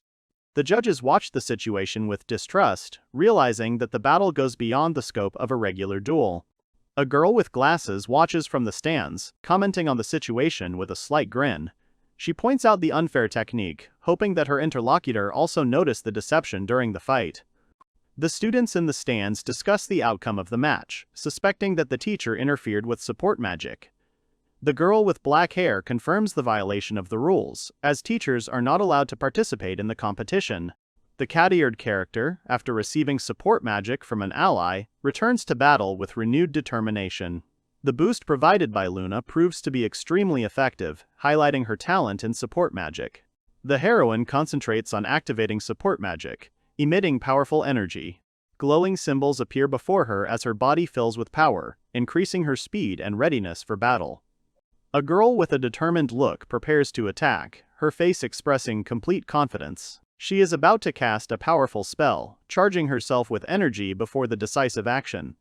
During the fight, the girl with the animal ears rushes forward, striking with a powerful technique. Her opponent remains calm, preparing to repel the attack, demonstrating confidence and strength. She furiously unleashes a series of punches from a distance, attacking her opponent from a distance. The boy watches this calmly, slightly surprised by her unusual fighting style. The guy loses his balance under the pressure of the attack. His defensive stance is broken, and he can barely stay on his feet, trying to block the opponent's quick blows. A powerful blow throws the enemy across the entire arena. He crashes into the wall, not even having time to defend himself, while the girl with the tail confidently completes her attack. Despite the devastating blow, the boy emerges from the clouds of dust with almost no scratches, commenting on what happened with a slight grin, demonstrating confidence and hidden strength. The girl rushes forward with a new tactic, hoping to catch her opponent off guard. She is determined and confident, feeling supported and using both hands to attack. In this shot, the heroine delivers a powerful blow with a scream. Her determination and rage are obvious. She puts all her strength into the attack, perhaps counting on a decisive blow. The enemy, apparently, is caught off guard or did not expect such an onslaught. The floor is destroyed. There are cracks everywhere. The heroine's attack was so strong that even a magic shield or protective field could not withstand it. The girl in the background, covering her head with her hands, is clearly frightened by the scale of the destruction. The character in the frame looks worried and clearly concerned about the situation. Judging by his facial expression and posture, he noticed that the fight has once again gone beyond the established zone, which could lead to serious consequences. An angry girl with cat ears and a tail stands in a fighting stance, her fists clenched. Her eyes are full of determination. She is clearly unhappy with the fact that her opponent avoids direct confrontation and does not take her seriously. The arena continues to see a fierce battle as one of the students deftly dodges attacks and confidently uses support magic to increase his speed. His advantage becomes noticeable and he begins to dominate the fight. The mentor panics, noticing that the situation is getting out of control. His expression of alarm suggests that he suspects the student of breaking the rules or using forbidden magic. The young man challenges his opponent to a fight with a confident smile, demonstrating complete calm and control over the situation. His challenging gesture emphasizes his confidence in his own strength and provokes the opponent to attack. The hero's face shows determination. He is tense and ready for action, his eyes sparkle, and a drop of sweat reveals his inner excitement and anticipation of an important moment. The enraged beast girl with cat ears and tail rushes forward in a powerful attack, raising her leg for a crushing blow. Her face and body are full of determination and fighting spirit. She does not intend to retreat. The next moment, the beast girl's powerful blow breaks through the air, accompanied by a sound effect that emphasizes the power of the attack. Her movement is swift and precise. The enemy risks not withstanding the pressure. The cat-eared girl suddenly stops, noticing that her powerful blow had hit the wrong target. The man in the suit flies back with a scream, breaking the ground beneath him from the force of the blow. The girl is shocked to realize that she has fallen for another trick. Her face is distorted with surprise and anxiety. A young man calmly watches from the side, assessing the situation with irony. The young man, with a satisfied smile on his face, calmly says the phrase, as if assessing the strength of his opponent. His carefree expression is in sharp contrast to the tense situation. Realizing his losing position, the young man calmly raises his hand in surrender. In front of him stands a confident beast woman, whose determination is clearly visible on her face. The situation is completely under her control. The heroine, with wide eyes, looks ahead in amazement, not hiding her surprise. Her face is frozen in a mixed expression of confusion and delight. She clearly did not expect such a turn of events. The boy in the school uniform, raising his hands in a gesture of surrender, calmly admits defeat. His relaxed expression and slight smile betray his complete acceptance of the situation. He honestly admits that he is no longer able to continue the fight. In the arena, strewn with traces of the battle, the judge, surprised, clarifies the participants' intentions. The guy in uniform, remaining calm and confident, confirms his decision to surrender without hesitation. The young man explains his decision with a slight smile and a firm gaze. He stands on the principles of honor, recognizing that he cannot accept victory if it is achieved dishonestly. After the previous fight ends, the teacher remarks with a slight smile that there seem to be no more students capable of continuing the fight. However, the situation changes when he calls out to a student named Connie, calling him to enter the arena. A character with a surprised expression reacts to a loud statement. The end of the battle caught the hero by surprise, especially after the tense development of events.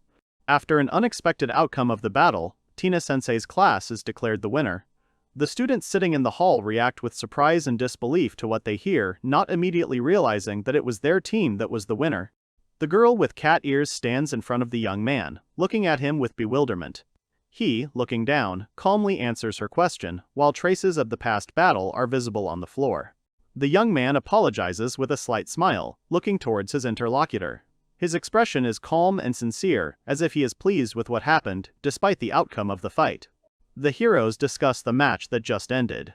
A girl with a drop of sweat on her face expresses regret that someone couldn't prove themselves, while the others support her, emphasizing that the class's victory is more important. One of the participants looks irritated. One of the students, with a serious expression on his face, admits that he doubts his own strength, believing that he could not defeat a strong opponent even if he had the chance. He turns to his comrade, waiting for confirmation of his words. Haruto, with a slight smile on his face, thinks out loud, imagining how things might have turned out if it was his turn to fight. His calmness contrasts with the tense atmosphere after the battle. The boy looks forward thoughtfully, remembering the magic spells he would like to try. Meanwhile, Edgar walks away from the arena, and someone calls out to him with surprise and alarm in their voice. An enraged teacher with a disheveled appearance and cracks on his head bursts into the frame, loudly complaining about what is happening.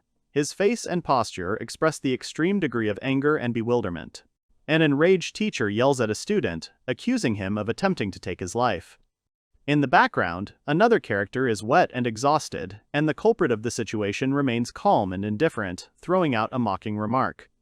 The situation escalates as the teacher angrily demands punishment for the incident, while a tall woman with long hair intervenes, inquiring about the fate of their accountant. The tension between the characters increases, creating an atmosphere of impending conflict.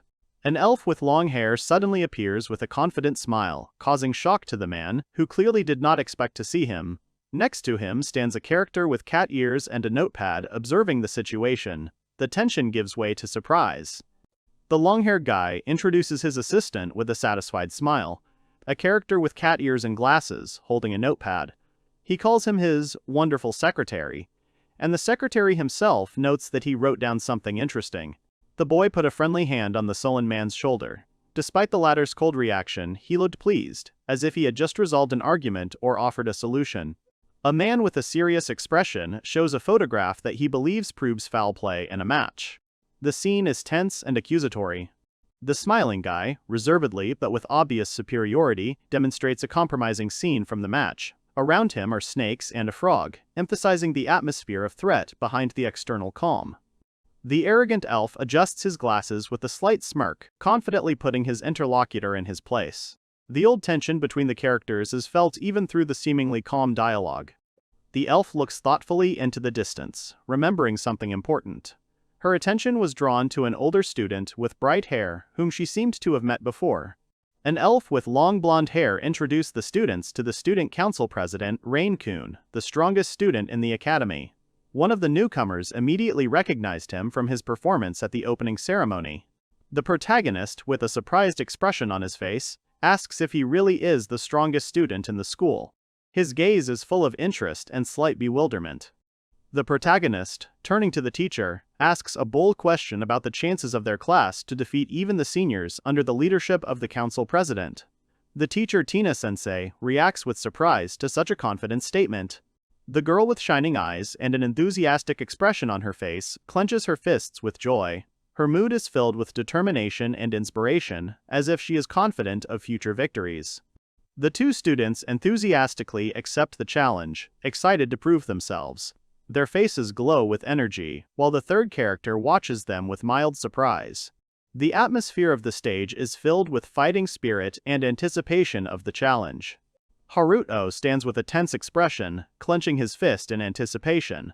Determination boils inside him. He is ready to challenge the student council president himself, despite all the risks and the difference in strength. Melody-san lies on her desk with a sad expression and drooping ears, immersed in melancholy. Despite her outstanding abilities, the internal fatigue and boredom from the destructive training takes its toll. In the morning in class, still tired and half-lying at her desk, an energetic classmate with a bright smile approaches her. Despite her sleepy state, Melody responds to the greeting. The girl holds a bag in her hands with a kind smile, clearly enjoying the upcoming moment. She enthusiastically announces that she has prepared something for everyone in the class, causing surprise and interest in the interlocutor. A girl holds out a beautifully wrapped box with a happy smile, illuminated by shining stars around her.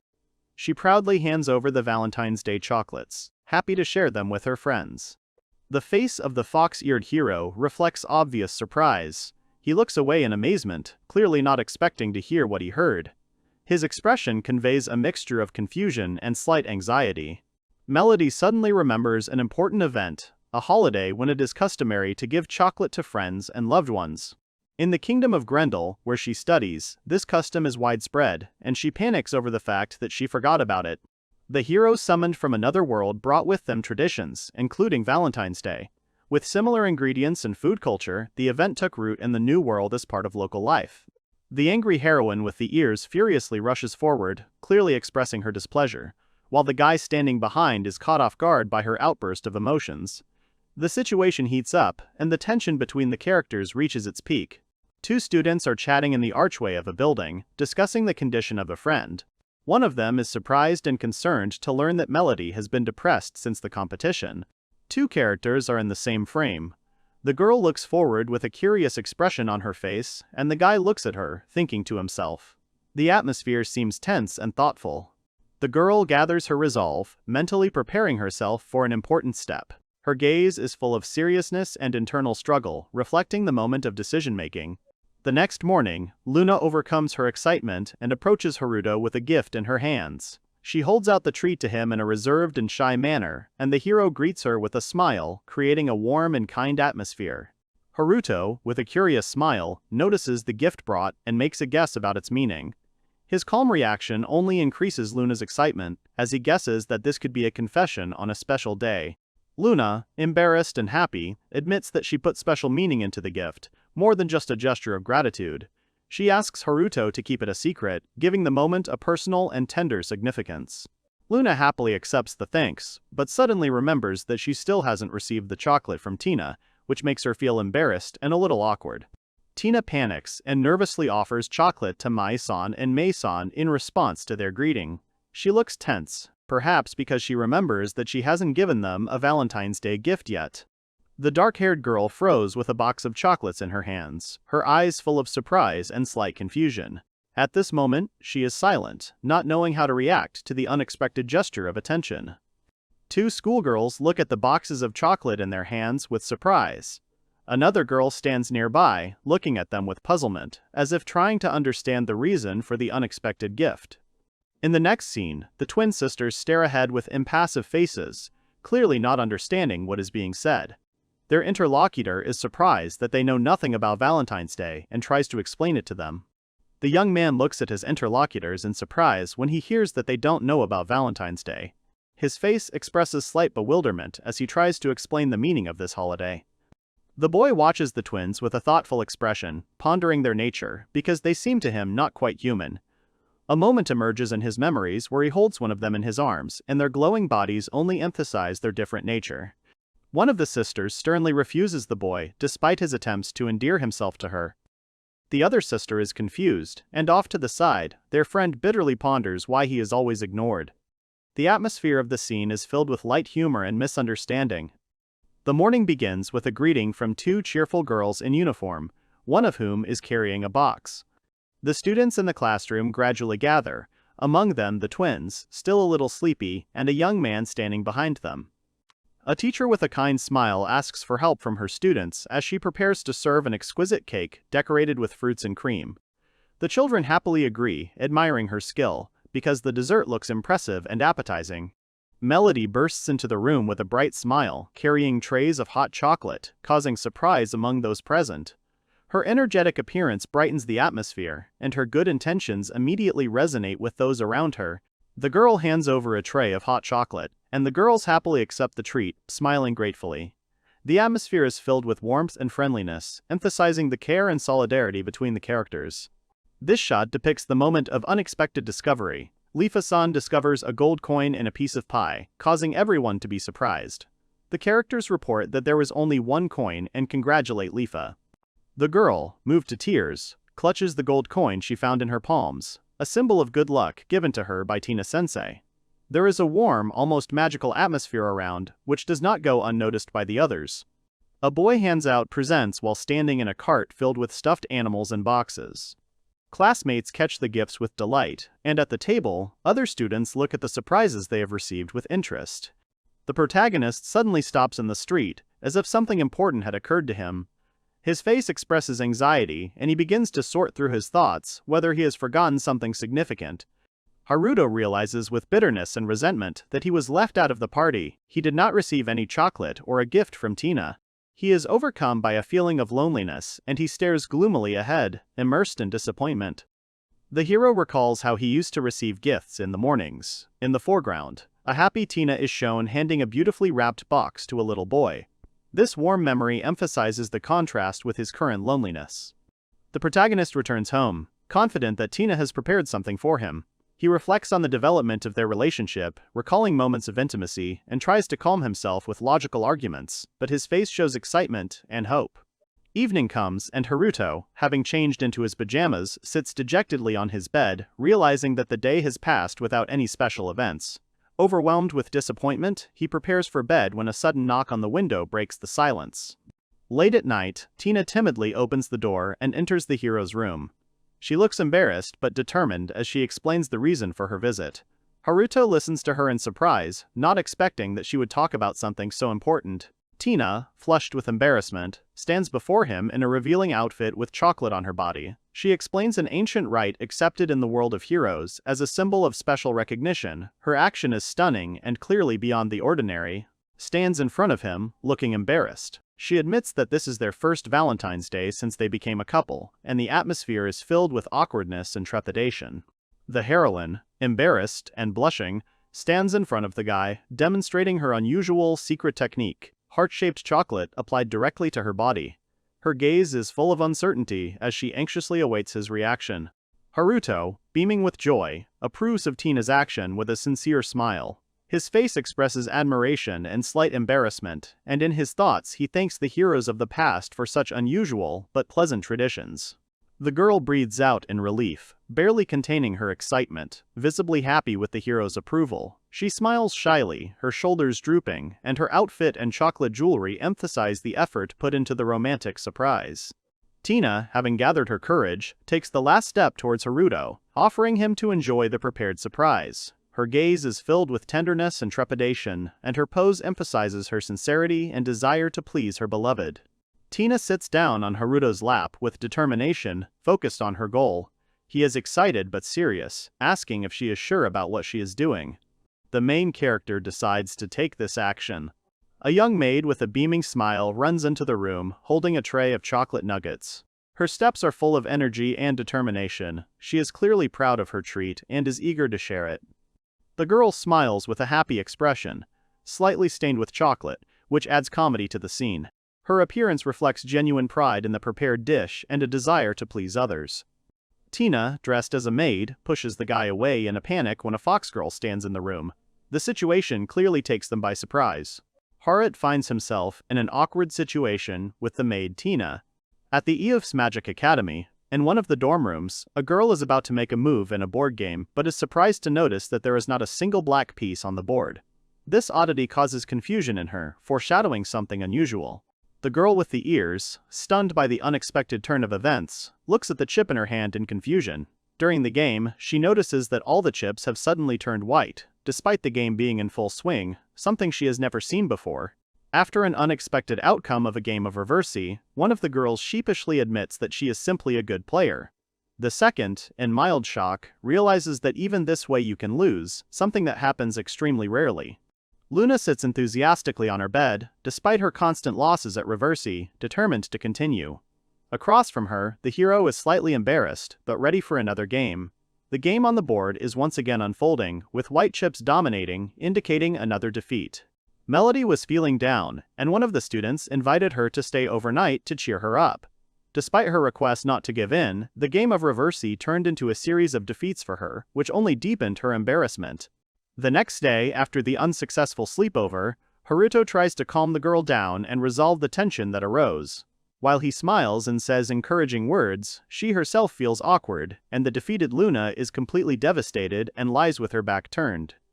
Confident and elegant, she is not only talented in board games, but also has an outstanding mind and deep knowledge of magic. Her image emphasizes inner strength and versatility. During classes, Luna shows brilliant abilities. She confidently goes to the board and easily solves even the most difficult questions. Her intellect and confidence amaze her classmates. Ryushin and Melody are having a hard time with their studies, as can be seen from their embarrassed faces and attempts to hide their confusion. However, despite this, they prove themselves to be unrivaled fighters in combat situations.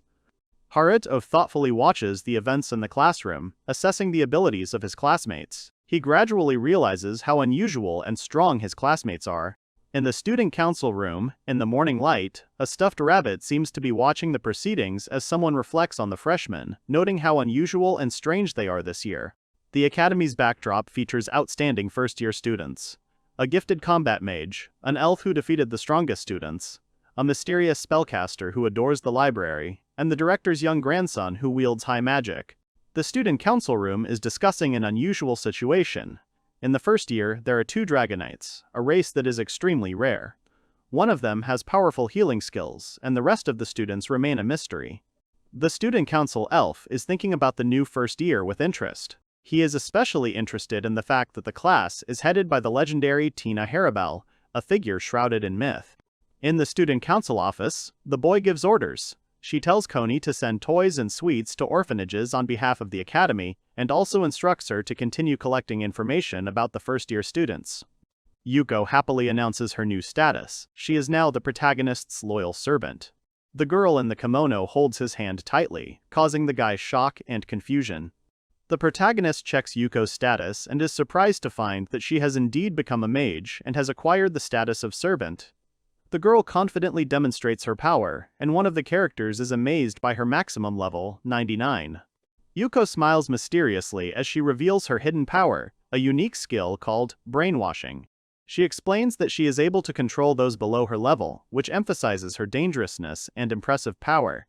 The heroes discuss their levels, and it becomes clear that 2 of them are significantly stronger than the others. One has reached level 20, the other, 105. Against this background, the main character, who is level 1, looks stunned and confused, realizing the difference in strength. The hero converses with an elf who is a high-leveled girl famous for defeating the top 5 students in the academy. He ponders the wisdom of making a contract with Yuko before she could use her powers against him. A group of students discuss their levels, showing off their preparation. One of the girls shows a screen with a level of 62, while 2 others report that they have 60, clearly proud of their achievement. The girl is upset about her relatively low level, only 52, while the others are much stronger. In the background, a guy demonstrates level 1 with a smile, emphasizing the contrast between the participants. At first she doubts her strength, but receives support from her friends, who note her importance and valuable skills.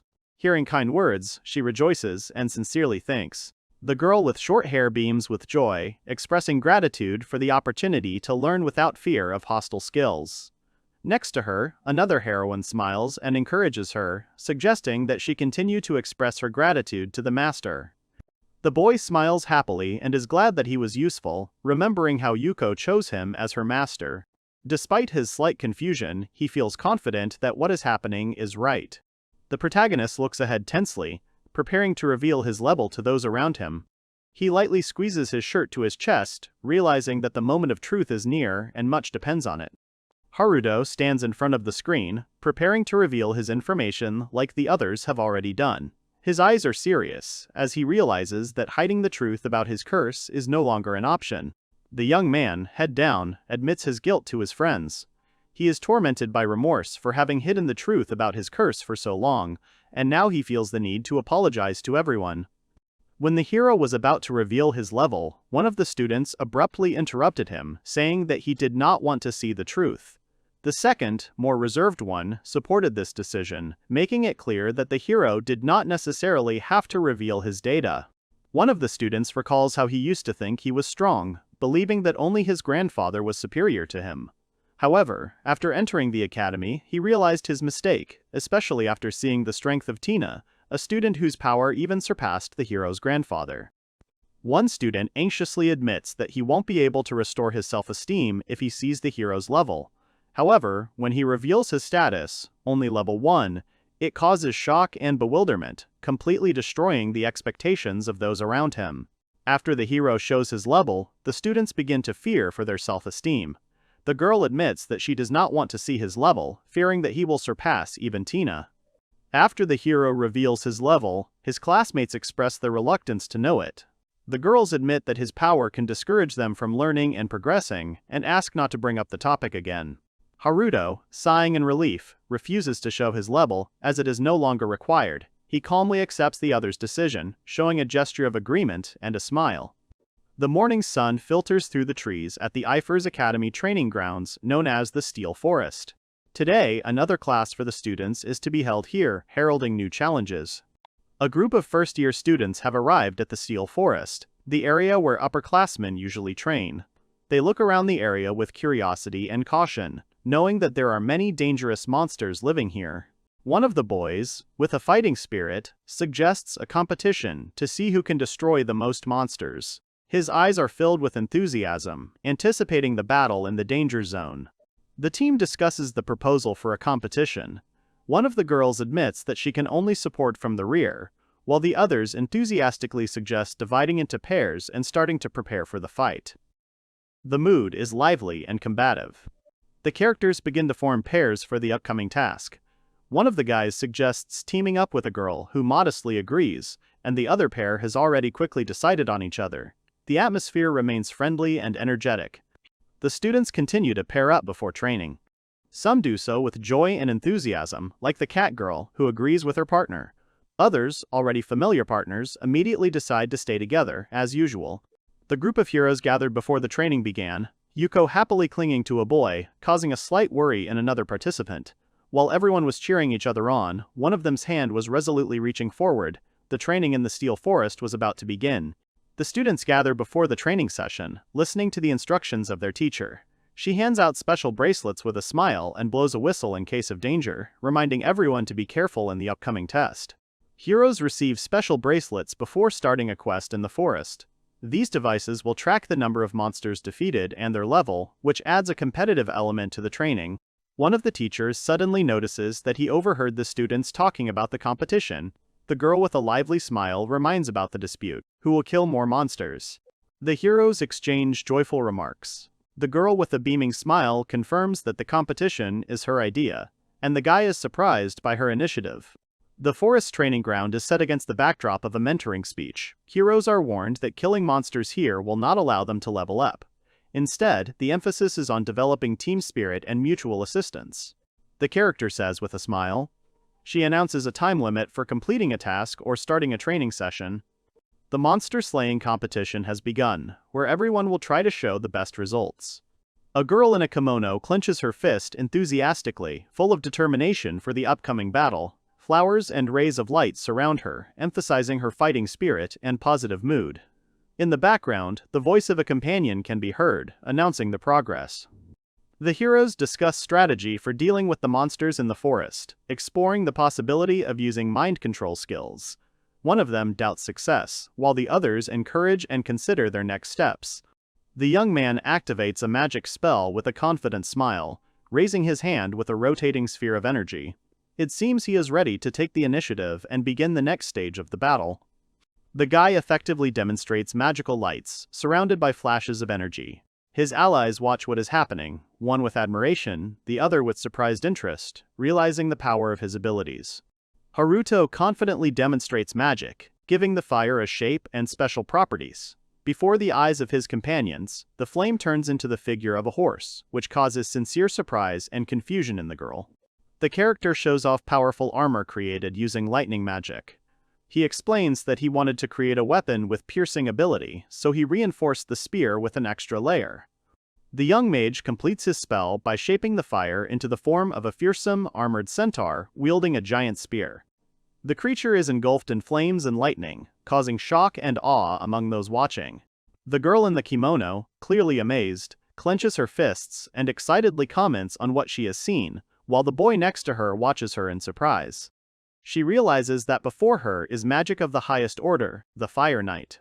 The protagonist joyfully raises his hands, giving the command to attack, while the Fire Knight and other creatures rush forward. The scene conveys determination and readiness for battle as the hero's forces engage the monsters. Two characters have a funny conversation discussing a name for the new fire warriors. The girl suggests calling them spearmen, based on their weapons, causing confusion in the protagonist. Yuko rushes to her companion with concern, looking at him with worry. She is worried that he used too much magic, and she is worried that he is hurt. The girl flirts with the main character, winking and offering him a little of her magic, as if in jest, but with a romantic subtext. The guy is embarrassed, but smiles, not knowing how to react to her unexpected initiative. Yuko, with a look of panic on her face, suddenly comes to her senses after the teacher calls out. Meanwhile, the other students, hearing the voice, turn around in surprise, recognizing the strict teacher. The teacher announces with a serious expression that she can track the students' movements with the help of bracelets. She sternly adds that flirting during class will result in immediate exclusion from the game and a negative grade. Meanwhile, one of the students is indignant. She clearly feels that Tina is interfering too much in her personal space, and even at home she does not give her peace. During class, the teacher sternly announces the rules. Removing the bracelet is equivalent to leaving the lesson, and truants will be left without dinner. One of the students reacts to this in panic, clearly shocked by what she heard. The main character bursts into tears in despair, considering the punishment excessive. Haruto, standing nearby, sympathizes with her, expressing concern that he will lose the delicious dinner prepared by their friend. Against the background of bushes, one of the characters ponders what he heard in class, drawing conclusions. Nearby is a simple diagram with figures illustrating the situation described by Tina. Two students are chatting outside, sitting on the edge of a hill. One of them is smiling as he ponders the words of his interlocutor, while the other shares her thoughts on Haruto's kind attitude towards others. One of the girls suddenly notices that her feelings for him have become obvious to others. She covers her face in panic, blushing with embarrassment, while her friends discuss what is happening with a smile. After being paired off, the girl smiles and thanks her partner for the offer to work together. Despite not being paired with Haruto, she looks pleased and tries not to show her feelings. The girl recalls with a warm smile how the main character told her about the help her current partner gave her at the entrance ceremony. Her gaze shows gratitude and slight excitement. The young heroine, with slight embarrassment, admits that she made the chocolate as a token of gratitude, while her interlocutor, surprised by her frankness, begins to realize her hidden feelings. The heroes found themselves in the steel forest, where their attention was drawn to a wolf standing nearby. The girl is wary, but the guy, judging by his facial expression, is calm. He knows that the local monsters usually do not pose a threat. The characters watch a wolf, which turns out to not be real, but a training dummy. The girl watches the beast closely until it suddenly makes an ominous sound, causing alarm. She, noticing something amiss, quickly activates the magic skill, Acceleration, looking ahead warily. She senses danger. The wolf is clearly different from the usual training opponents. The boy instantly reacts to the girl's alarmed cry, concentrating on activating his power. The girl exclaims gratefully, realizing that he stood up for her at a critical moment. The hero, concentrating, tracks every movement of the wolves rushing towards him at a threatening speed. His attention is extremely sharp. He is in complete control of the situation in the midst of impending danger. The partner barely repels the wolf's attack using a magic shield. Although the creature is considered a training dummy, its speed and strength raise doubts about this. The boy asks Luna for help and gathers magical energy in his hand and releases a powerful blow, which bursts into a bright flash. The explosion shakes the surrounding area, raising clouds of smoke and scaring away birds. After a tense battle, a mage and his ally watch the vortex left by their attack disappear. The boy looks focused, and the girl looks relieved, realizing that the battle is finally over. Deep in the forest, among the trees, mysterious eyes begin to glow, revealing the presence of new enemies. The hero notices this with alarm, realizing that the danger has not yet passed.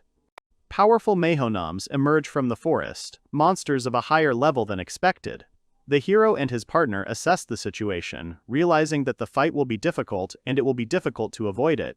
The team takes decisive action. One of the girls rushes into the attack, calling on the others to follow her. With a fighting spirit, they enter the battle without wasting a second. The girls coordinate their actions once the fight begins, one thanking the other for luring the enemies to the right place. Their coordination and confidence show that the fight is going according to plan. The two heroines find themselves surrounded by a variety of strange creatures in the forest, from frogs to horned beasts. One of them tenses up, preparing for a fight, and bats appear above the trees, foreshadowing the impending danger. The hero fights giant scorpions, cutting them down with a powerful attack. His expression is full of confidence and fighting spirit, and pieces of defeated enemies fly around. After defeating the enemies, the hero triumphantly celebrates the clearing of the area by throwing the enemy into a rock. His companion, who remains calm, watches the events with an unperturbed expression. The heroes take a rest after the battle. One enthusiastically suggests a culinary use for the defeated monsters, and the second, calm and reserved, parries the idea with slight fatigue, not showing much interest in what is happening. The girl stands among the defeated monsters, thoughtfully observing her surroundings. Her eyes show fatigue, the constant attacks of enemies do not give her a break even for a moment. Ryushin is overjoyed at his victory, beaming with pride, while the girl next to him looks tired and lost in thought. Despite her fatigue, she keeps her cool, knowing that his enthusiasm will soon turn into moralizing. The girl looks around in surprise, catching a change in the air. The silence and light wind make her wary, as if something invisible is approaching. Mei looks around the area warily, her behavior attracting her friend's attention. The atmosphere thickens, and the girls feel something strange approaching, disturbing their peace. The girls sense the presence of magical energy. Mai, alert and focused, notices strange sparks in the air and suggests that it may be an ifrit. Tensions rise as the heroines try to understand the source of the aura. Mai and her friend are stunned by the unexpected presence of a strong magical aura. The girl with long hair is surprised, assuming that it could be an ifrit, but her companion clarifies. It is not just an ifrit, but something with an even more powerful aura. Two girls argue on a forest path, one looking worried, the other waving her hand in disbelief. An unknown creature watches them from behind the bushes. Tina, in the command center, notices strange movements of the monsters while watching the screen. She gradually realizes that something or someone is controlling the creatures from the outside, causing her to become anxious and determined to find out why. A pack of wolves appears in the dense forest, attracting the attention of the girls. Their wary glances are directed at the animals, whose behavior seems unusual and alarming. One of the wolves begins to howl, as if transmitting a signal. The wolf raises its head to the sky and begins to howl, as if reacting to something approaching. Meanwhile, the mysterious girl, standing on the magic circle, senses the presence of powerful magic emanating from afar. A mysterious girl stands in the midst of a whirlwind of magic, her hand raised as if to send subtle energetic vibrations. An uneasy atmosphere thickens in the air. A warrior, a servant of an evil god, is approaching, and the tension grows with each passing second.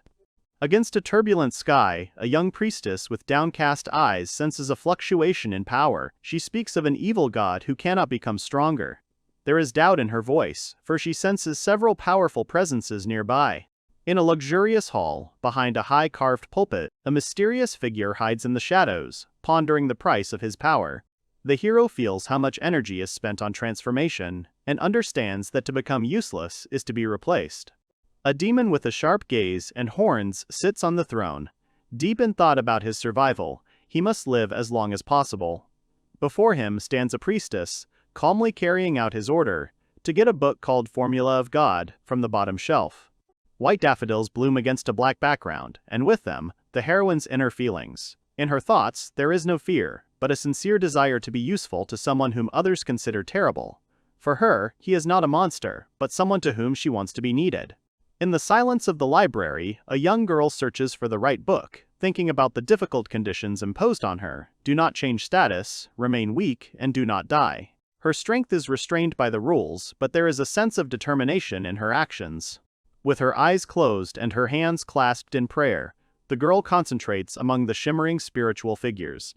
She admits that it will take time to find what she needs on her own, but her resolve is unwavering. Magical energy fills the space around her. Immersed in a magical library, she floats among the floating ancient books, enraptured by the knowledge left behind by the evil god. Her thoughts are filled with amazement at his power and capabilities. He is capable of creating great things. With a cold and reproachfully penetrating gaze, the evil god looks at the maid holding the wrong book. His voice is calm, but there is annoyance in it as he explains the difference between a formula and a formulation. In the dimly lit library, the evil god pensively remembers that among the many volumes on curses, the book he needs may not be on the bottom shelf. The girl searches frantically, doubting herself, because it is this book, a detailed collection of dark knowledge, that may play a key role. The girl suggests using other magic instead of the extra curse. The evil god agrees and waits with interest for the result. This passage sums up that the original curse imposed by the god was not very well thought out. The hero found a way to bypass it and continued developing. Now he can even use the spell, Fire Knight. It's about a curse cast by an evil god, which is now weakened along with the god himself. However, the hero still has a chance, apparently, to get rid of the curse or to defeat the god. The evil god is weakened by the ritual and sleeps to recover. The girl follows the hero with magic but cannot find him and fears that he has died. The girl realizes that the next generation of heroes has not yet been confirmed, meaning the previous hero is still alive. She tries to track the hero with a magic ball, but her attempts are blocked by some kind of barrier. She is shocked, many years have passed, but suddenly, the ball begins to react. A group of students are relaxing by a campfire when their teacher, Tina-sensei, contacts them. She tells them that something bad has happened, the forest monsters have become dangerous, and everyone needs to return to their starting point immediately. Shrouded in darkness, the girl slowly moved deeper into the forest, holding back the inner storm and demanding the use of serious magic. A mysterious figure suddenly appeared in the middle of the forest clearing, radiating an aura of power and anxiety. Their gazes met, two strangers whose paths were destined to cross at this decisive moment. The stranger appeared from the fog, attracting attention with her strange aura. The girl in the uniform tensed, feeling how the forest was filled with disturbing energy. Everything pointed to the fact that it was this creature that was the cause of the monster's unrest. The mysterious girl stood motionless. Her presence felt alien and dangerous. The warrior opposite felt an ominous energy, reminiscent of the power of a dark god, mixed with the blood of a hero. The heroine, driven by anxious premonitions, resolutely rushes forward to stop the mysterious stranger. Their gazes meet in a tense moment. The tension reaches its limit. As if unable to contain her righteous anger, the heroine strikes a decisive blow. An explosion of force tears through the air, scattering the clouds and leaving behind a bright trail of magical power. The attack is not as destructive as expected. While the satellites anxiously watch the flash in the sky, the tension gives way to bewilderment. The enemy emerges from the dust cloud almost unharmed, with a slight smile and calm. The heroine has no intention of retreating after a failure. Despite her opponent's doubts, she casts a spell, putting all her determination into it. Like a bolt from the blue, she brings down Thor's hammer, seeking to put an end to this confrontation. A lightning attack binds the opponent with chains of energy. The attacker concludes that she is too weak, which means that the power of the evil god may still be dormant. But there is no certainty about this. Below, the opponent, covered in chains, tries to justify herself. The girl who was considered weak turns out to be strong. She controls plants and thinks that her rival can't defeat her, even until a certain he awakens, probably an even more powerful force. Judging by this page, the weak girl remains completely calm, despite the other girl attacking her from behind with all her might. Moreover, she continues her magic ritual, not paying attention to the approach. The quiet girl turned out to be stronger. At first she pretended to be weak, then easily repelled the attack, and now she is chasing her opponent. The silent girl reveals her true power, and says that she serves an evil god. She is angry that she was underestimated, and is ready to show that things will not be so simple.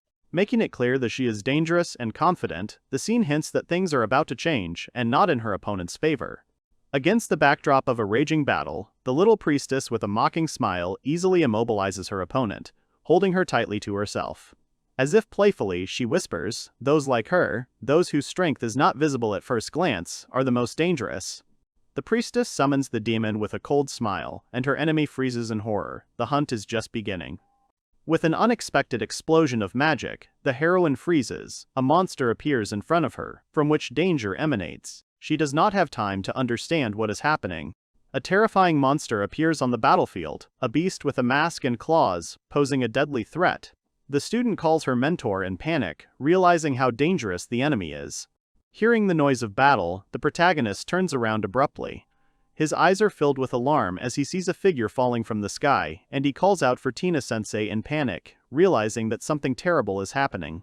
Like a whirlwind, a mysterious warrior bursts onto the battlefield, and with a blow capable of stopping a monster, he stands between the monster and the victim. His confident gaze says one thing: this is only the beginning. The monster did not expect such power. With a lightning strike, the hero easily knocks him off balance. One after another, a jump, a blow, a grab. After all, in front of him stands not just a man, but a real warrior. The hero rushes into battle, saves Tina-sensei, and powerfully attacks the monster. The girl is shocked by what is happening. The tension grows. Melody receives an order to catch the girl. The students act in a coordinated manner. One casts a spell, the other jumps. The situation is tense, but a chance for salvation appears. Melody does a brilliant job. In an epic jump, she catches Tina-sensei right in the air. Dynamic lines emphasize the tension of the moment. Everything worked out literally at the last moment. The situation becomes critical. The girl has lost consciousness and her strength is waning. Melody panics and calls Luna to use a healing spell. The situation is tense, but the team works together to save their mentor. The situation becomes even more tense. Tina is unconscious in the arms of her students, and Melody is panicking and warning Ryushin, the enemy is using poison. He must be extremely careful. The enemy used poison, which caused the girl to lose consciousness. Now the heroes need to act urgently to save her and defeat the enemy. Luna now powers up Ryushin with support spells: Breath, Unusual Defense, Power and Speed Boost, and Multi-Defense. He is fully prepared for battle. The counterattack begins. Ryushin analyzes the situation. The enemy is strong and dangerous, so he needs to stay away from close combat. He decides to strengthen his attacks to deliver more devastating blows. The heroine worries that she is an extra burden, but she is consoled. One of the heroes is wounded. He is told to lie down and rest. The scene shows care and support in the team. The heroes discuss Ryushin's recent defeat. One of them says that he is not weak, but that his opponent, Zagar, was stronger. The girl recalls Haruto's words after Ryushin fell. The woman is surprised that Ryushin, being a Dragonolate, cares about people, but approves of his actions. The boy, despite the enemy's superiority, is ready to fight. He activates the Dragon Claw technique, showing his determination to pass the test. The enemy's strength astonishes those around him, casting doubt on the dragon's superiority. Despite the impressive attack, it becomes clear that the opponent is no less of a threat. The situation escalates. The hero, using the dragon's magical power with the help of Luna, restores his combat readiness. At a critical moment, he decides to act without delay. The heroes are in a tense combat situation. One of them notices danger approaching from behind and tries to warn Ryushin, who is distracted at the moment. The heroes watch a sudden and powerful attack that causes an explosion or a strong flash. One of the characters saves the girl, carrying her out of the danger zone in his arms. The rest of the participants in the scene are amazed by what is happening and watch with anxiety and tension. A new enemy appears on the scene, a terrifying demon, chained, with massive claws and a sinister mask. His appearance causes tension in the heroine, who immediately determines his nature. This is undoubtedly a demon. One of the heroes uses a magical ability, creating an electric circuit aimed at the demon. The power of lightning entangles the enemy, restricting his movements. The demon is captured by magical chains. The demon breaks free. The hero calls Ryushin back. The tension mounts. The creature breaks the chains. Ryushin prepares to fight, intending to take the form of a dragon. The characters realize the danger. One of them calls the guy to retreat. The others recognize the demon, suspecting that it is the same one who was in red clothes. In this shot, two girls are calmly watching the events from the sidelines. One of them suggests simply watching what is happening without interfering. The situation is tense. If Haruto fails to deal with the demon, disaster may happen. Even the observers are starting to worry. Haruto fights the demon. The others watch. The girls doubt whether to make a contract with him. It all depends on the outcome of the fight. In this scene, one of the girls respectfully calls Haruto-sama, which emphasizes her attitude towards him. Another one notices this, hinting that even now she maintains a respectful form of address. In this scene, the girl admires him, calling him Haruto-sama, and wondering if he will make a contract with her. This emphasizes her strong impression of his strength and skills. One of them notes that Mei is too strict with him, another says that even Coco voluntarily entered into a contract with him, and the third admits that having a nine-tailed fox accompanying him is valuable, despite her young age. Mai admires Haruto's strength and wants to make a contract with him to become stronger herself. Mei accuses Maya of being naive, saying that she only wants a contract because she has never had one with a human before. Mai realizes that she got carried away and apologizes. Mei explains that she is not forcing Mai to form a contract with Haruto-sama by force. She emphasizes that she only wants Mai to choose the right moment carefully.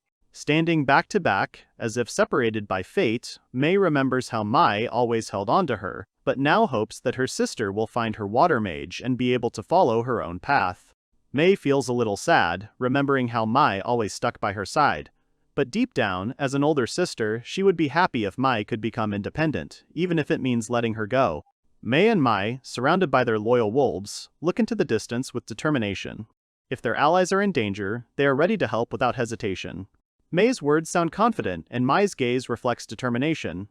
Inspired by her sister's words, Mei, her eyes shining, agrees to act. Even the wolf picks up on her enthusiasm, cautiously moving forward. The decision has been made, they are ready to act together.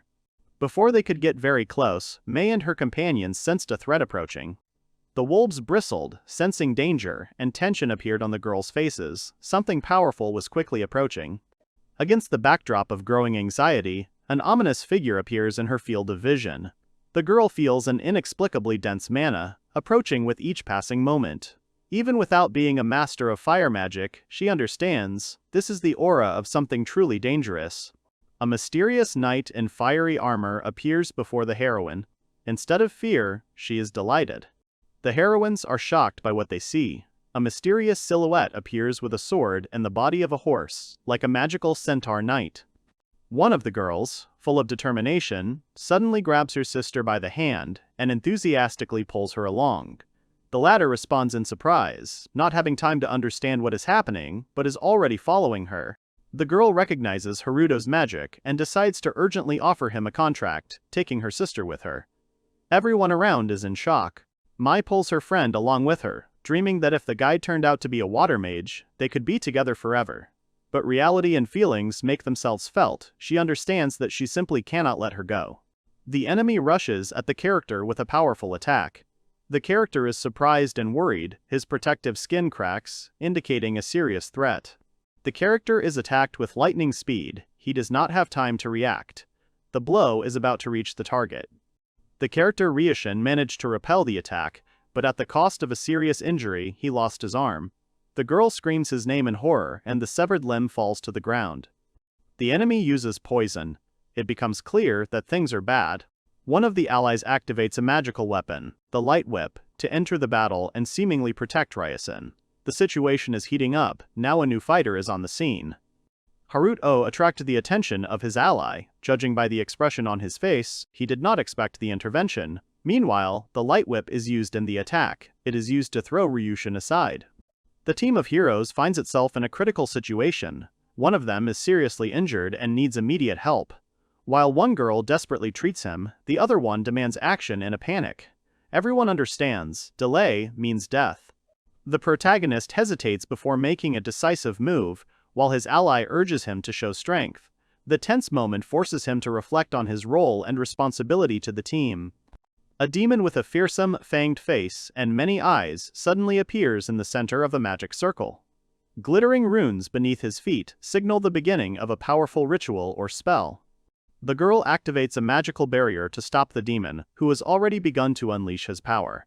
In a tense situation, the group is forced to act quickly, despite personal differences. Amidst the intense battle, a mysterious fire knight appears, causing delight among the heroes. His sudden arrival inspires hope and changes the course of the battle. The fire knight suddenly attacks the monster. The heroes are shocked. The knight delivers the decisive blow. His fiery spear pierces the enemy. The core has been destroyed. The monster is defeated. The monster was not killed, it grew a new arm. The heroes understand, they must destroy the entire body, otherwise it will rise again. The characters realize that they can only defeat the enemy by using all their magical power. One of the heroes looks exhausted, perhaps he is already at his limit. In this shot, we can see that the situation has escalated. A character named Tina Sensei is seriously injured or exhausted. She is supported by another character who is concerned about her condition. The situation is critical, and it is clearly affecting the team's morale. The fox has accumulated the strength of 2 tails, but it is still not enough. Yuko sacrifices herself to release a huge amount of mana and transfer it to the owner through the magical barrier. All for him, the rest is up to him.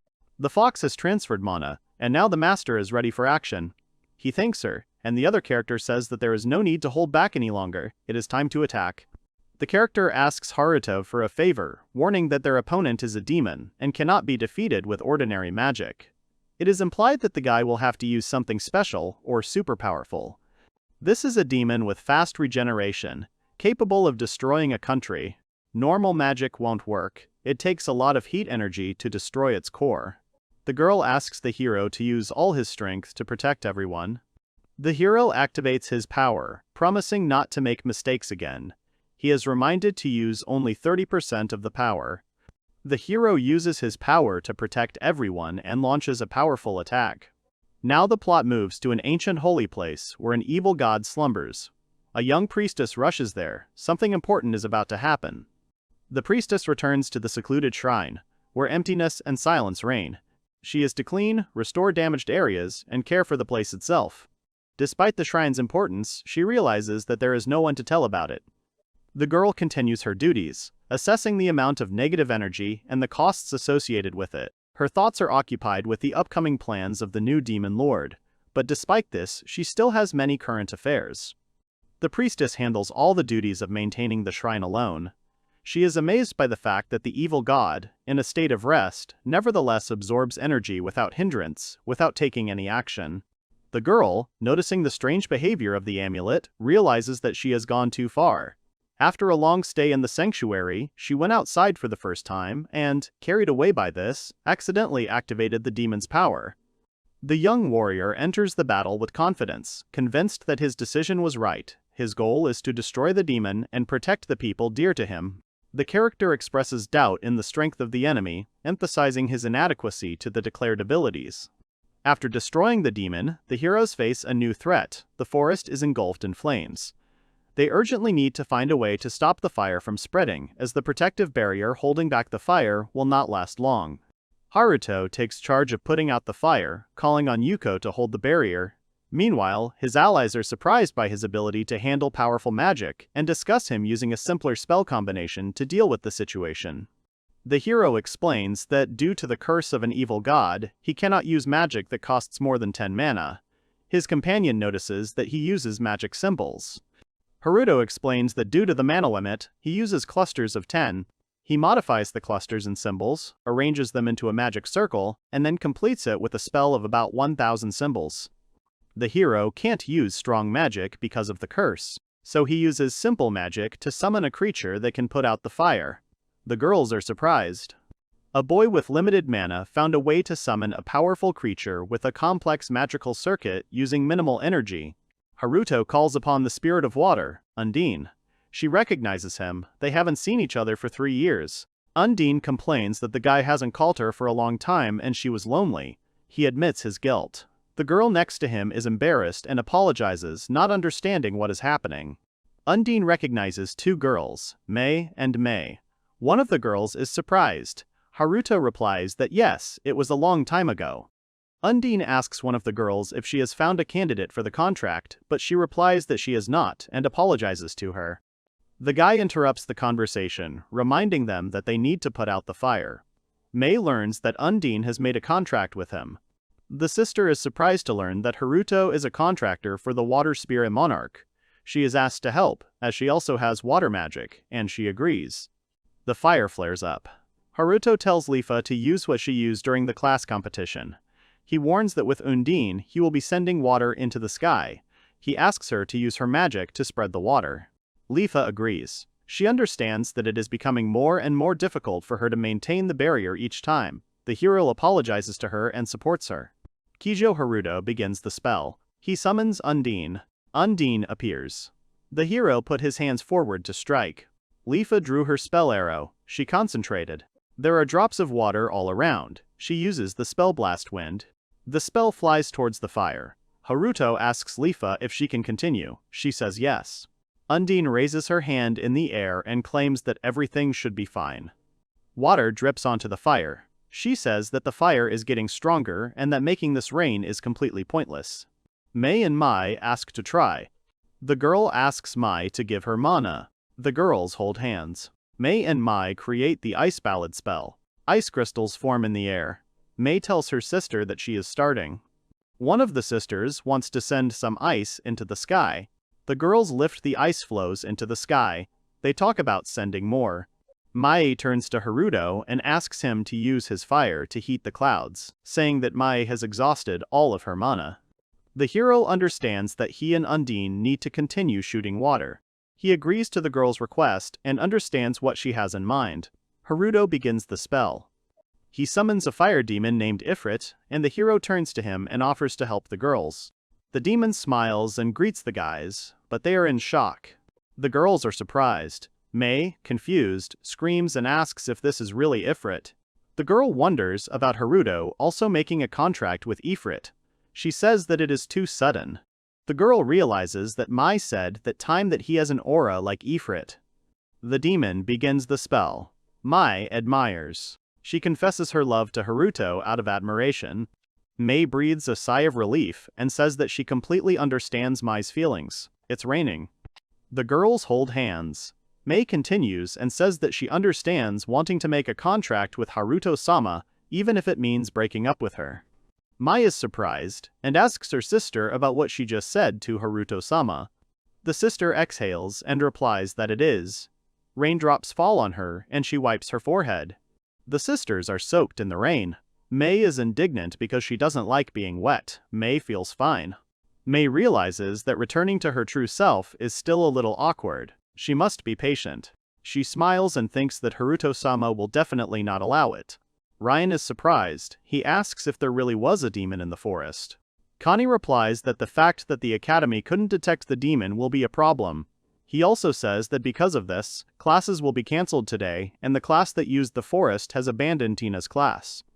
The elf raises his pen and asks a question about what those first years were. He asks if there were any wounded. Connie replies that the damage in that area has been repaired and everyone is unharmed. The elf is pleased and asks if the one who killed the demon was a hero, Tina. Memories of a scary girl with an evil look. The Catman says he's still unsure of the details, but it wasn't Tina who dealt the finishing blow to the demon. Connie says that the one who stopped the demon was Haruto Silver Eye, the third son of Count Silver Eye. Ryan remembers hearing that name before. He says that's the same kid who, despite being a new student, made a big hole in the school building and then made his parents pay for the repairs. The elf wonders how the main character was able to win. Connie remembers that he was called to the principal's office to find out. Haruto looks at the principal and thinks that this person is Ruka's grandfather. He looks at Tina and realizes that he's glad she's okay. The director asks if Haruto is okay. He replies that he is. Ruka says that his grandson often talks about Haruto. The boy is surprised. The director continues and says that there was always a huge difference in ability between him and his peers. He never tried to develop the talent he was born with. Haruto is surprised, and Ruka continues and says that recently, his existence has become a great incentive for his grandson, which is what prompted him to practice magic. The principal thanks the hero for being friends with his grandson. Haruto replies that he is also glad to be friends with him. Ruka takes the hero's hand and says that he does not have much mana.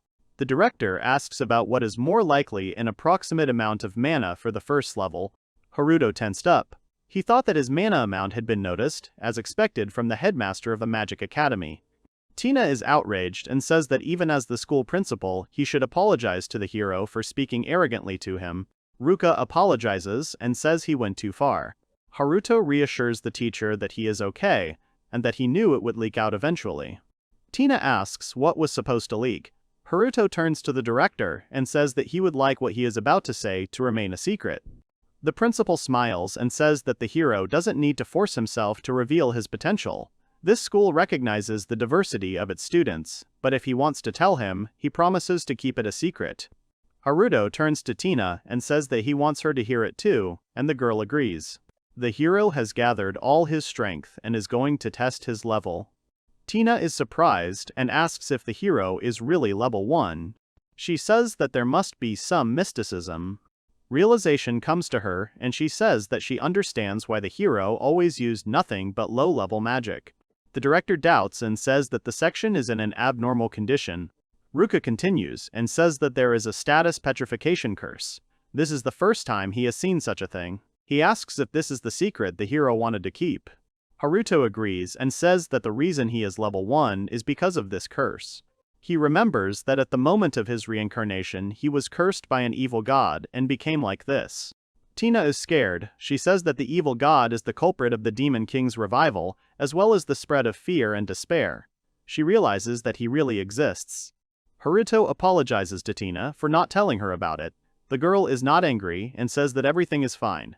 The director looks at the hero's stats and says he doesn't understand why an evil god would curse Haruto like that. The protagonist says the god told him he doesn't want him to play an active role in this world. The director says that killing the demon plays quite a significant role. Tina agrees with him and says contentedly that she would say the same. Haruto doubts and says that the evil god made a mistake. Ruka is surprised and asks if the evil god made a mistake. The hero asks if he can use magic to explain. The director agrees. The hero is going to use magic. Haruto turns around and asks the director to look at the quality of his mana when it comes to his status. The hero uses the Fire Spear spell. His stats have not changed. Tina is shocked. She says that the hero's mana has not decreased. The boy says that no matter how much magic he uses, his mana will never decrease. The hero's teacher asks if this is a curse. She doesn't believe it. Fear is frozen on her face. Haruto replies that at first he thought the curse limited the maximum value of his status, but now he thinks that God made a mistake in placing this curse on him. It dawned on the director. He says that he understands that the hero has infinite mana, but where does such damage come from that is even capable of killing a demon? The hero demonstrates the spell and says that it is like this. He says that he uses a lot of low-level magic that requires less than 10 mana points. After that, he says that he combines them to increase his power. He uses fire and dark magic at the same time. The director says that this is possible with magic without spells. Tina understood him. Haruto says he collected 50,000 fire spears when he destroyed the training arena.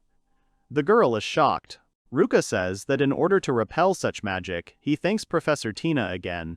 The professor is embarrassed and says that everything is fine. There was a rock that took the blow for her.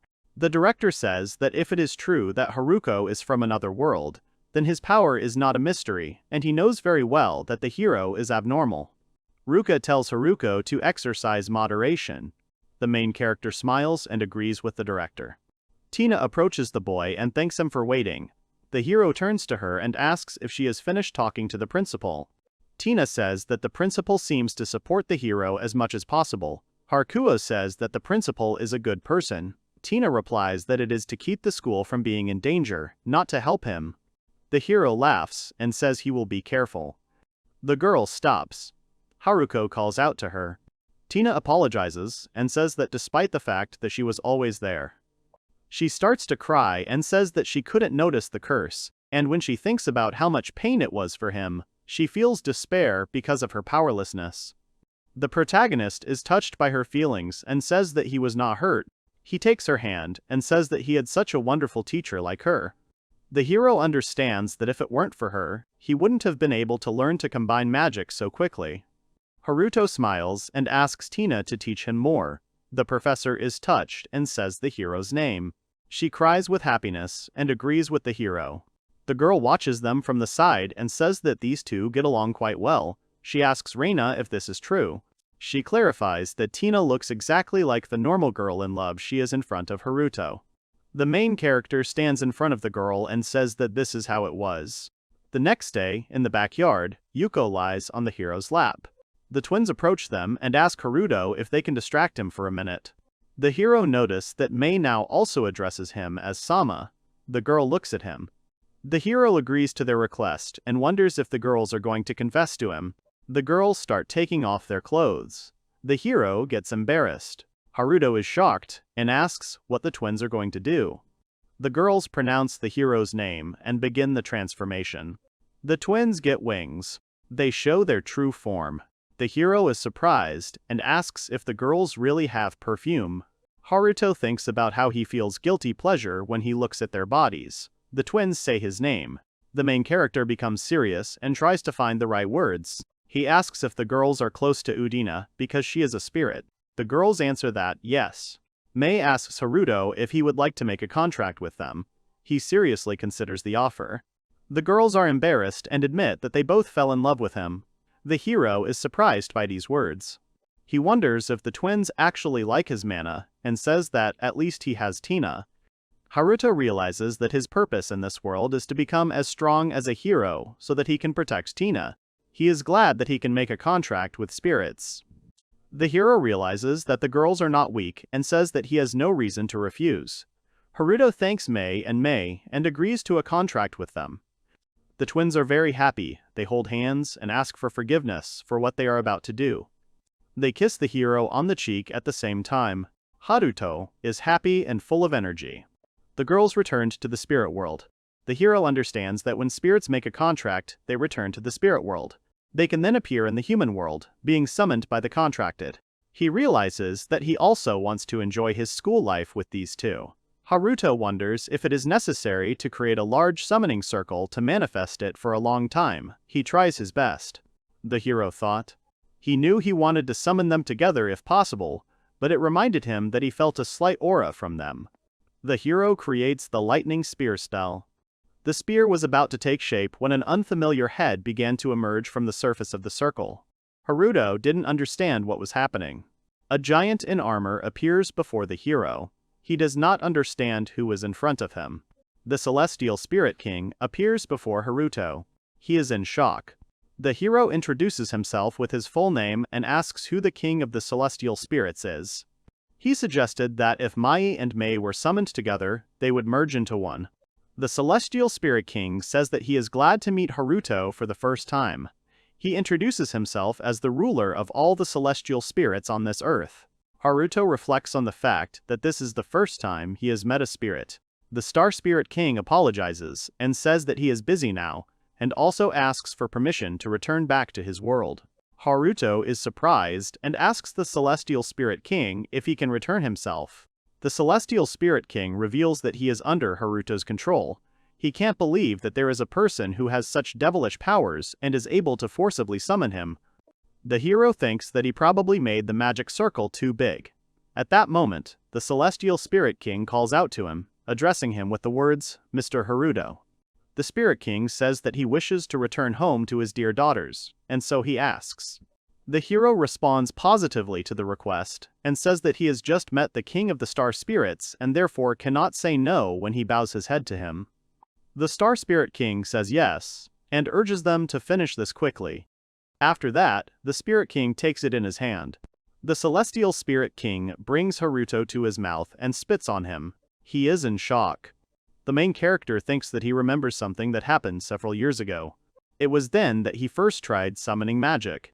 The boy, turning to Tina, says that the attribute of fire is most suitable for the first contract.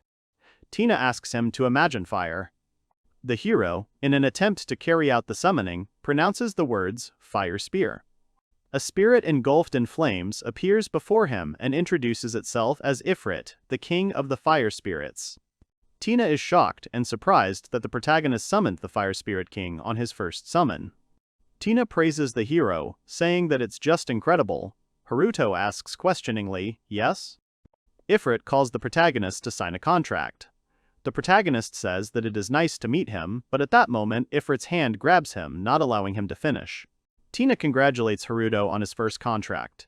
At that moment, the Fire Spirit King brings it to his mouth and spits in his face. He recalls that, by the way, at the moment when he signed a contract with Undine, Tina's smile seemed heavy to him. The hero suggests that perhaps Tina could have liked him since then. Back in the present, the Celestial Spirit King bids farewell to Haruto, calling him Lord. The boy responds by wishing him well and calling him uncle. The spirit corrects him and says that he is not uncle, but the celestial spirit king. The hero slams his fist into the ground and says that this time he will try to summon Mai and Mei separately. Haruto says that he will make a smaller magic circle this time, while thinking that he needs to clearly visualize Mai's appearance in his head, imagining Mai. Haruto casts the spell, saying the words "Come, Mai," and the fire spear out loud. Mei appears from the fire, and the protagonist realizes that everything worked. Mei happily greets the protagonist. Mai jumps towards Haruto, intending to hug him, but at that moment she is interrupted by the Celestial Spirit King. The Star Spirit King, who has not yet noticed the hero, asks who it is that wants to make a contract with the fire spirit Mai and demands to be identified. The king demands to show him his strength. The Celestial Spirit King notices Haruto, and Mai is in his arms. The three of them look at each other questioningly. The fire spirit says that the king was indeed watching her. The protagonist, turning to Mai, asks if all he really needs to do is show that he is stronger than this guy. The protagonist calls on the Celestial Spirit King to bow before him, but the king stops him. The Celestial Spirit King drags the protagonist into his dimension so that Mai cannot hear their conversation. Haruto exclaims to the Spirit King what he is doing, but he in turn states that those must be his words. The Celestial Spirit King asks the protagonist why he suddenly orders him to kneel in front of his daughter, also wondering if it is cruel. Haruto asks about his daughter in surprise. Father Mai tells the protagonist that he had no idea that the hero could summon his daughters. The protagonist wonders if he is worthy of making a contract with Mei and Mai. The Celestial Spirit King tells Haruto that he is indeed worthy. The Spirit King tells the protagonist that he can only appear in the human world when many people wish for it, but Haruto summoned him alone. The Spirit King says that the protagonist has incredible power. The boy asks if his interlocutor has any conditions, to which he answers positively. The Star Spirit King states his conditions, starting with the words that Mai and Mei are his dear daughters, and says that he dotes on them. The Spirit King asks Haruto to promise him that he will not force his daughters to fight in brutal battles, and says that he will fight in their place if the protagonist requires a fierce warrior.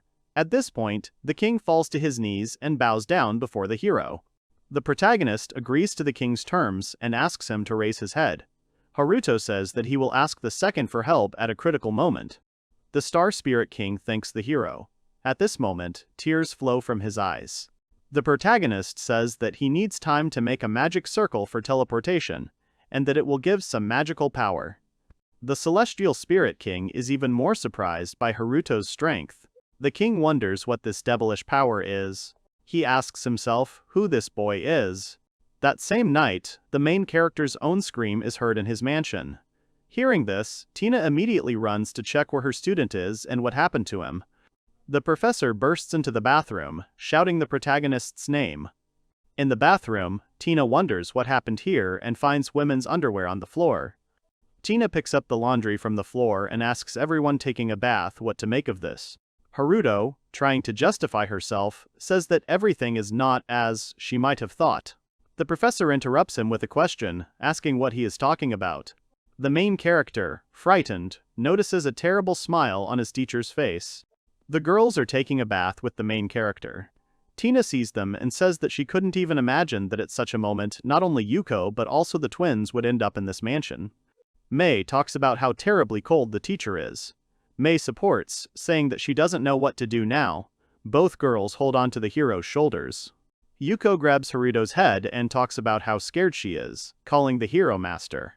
All the girls touch the hero, and he realizes that he feels better than everyone else. Professor Tina looks at them with a very stern look. The main character understands that things are bad and something needs to be done urgently. He invites the teacher to join them in their bathing. Tina finds the girl's underwear. She is seething with shock and embarrassment. The professor throws the girl's underwear at Haruto, demanding that he not rush things. The underwear lands right on his head while Tina screams in embarrassment. The hero is irritated by the fact that despite the fact that he and the teacher sleep in the same bed, she is against taking a bath with him. Yuko claims that great people have a great passion for carnal pleasures. Haruto does not understand what she means by this.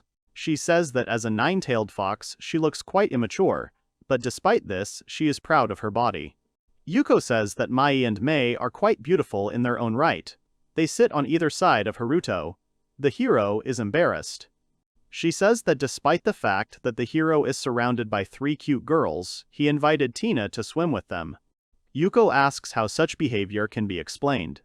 The hero justifies himself by saying that this is not true at all and that he simply wanted to invite the teacher to take a friendly bath with them, but he realizes that he is lying. He thinks about how he got into this situation in the first place and remembers the past. Lisa says she wants to join them. Haruto doesn't understand what's going on.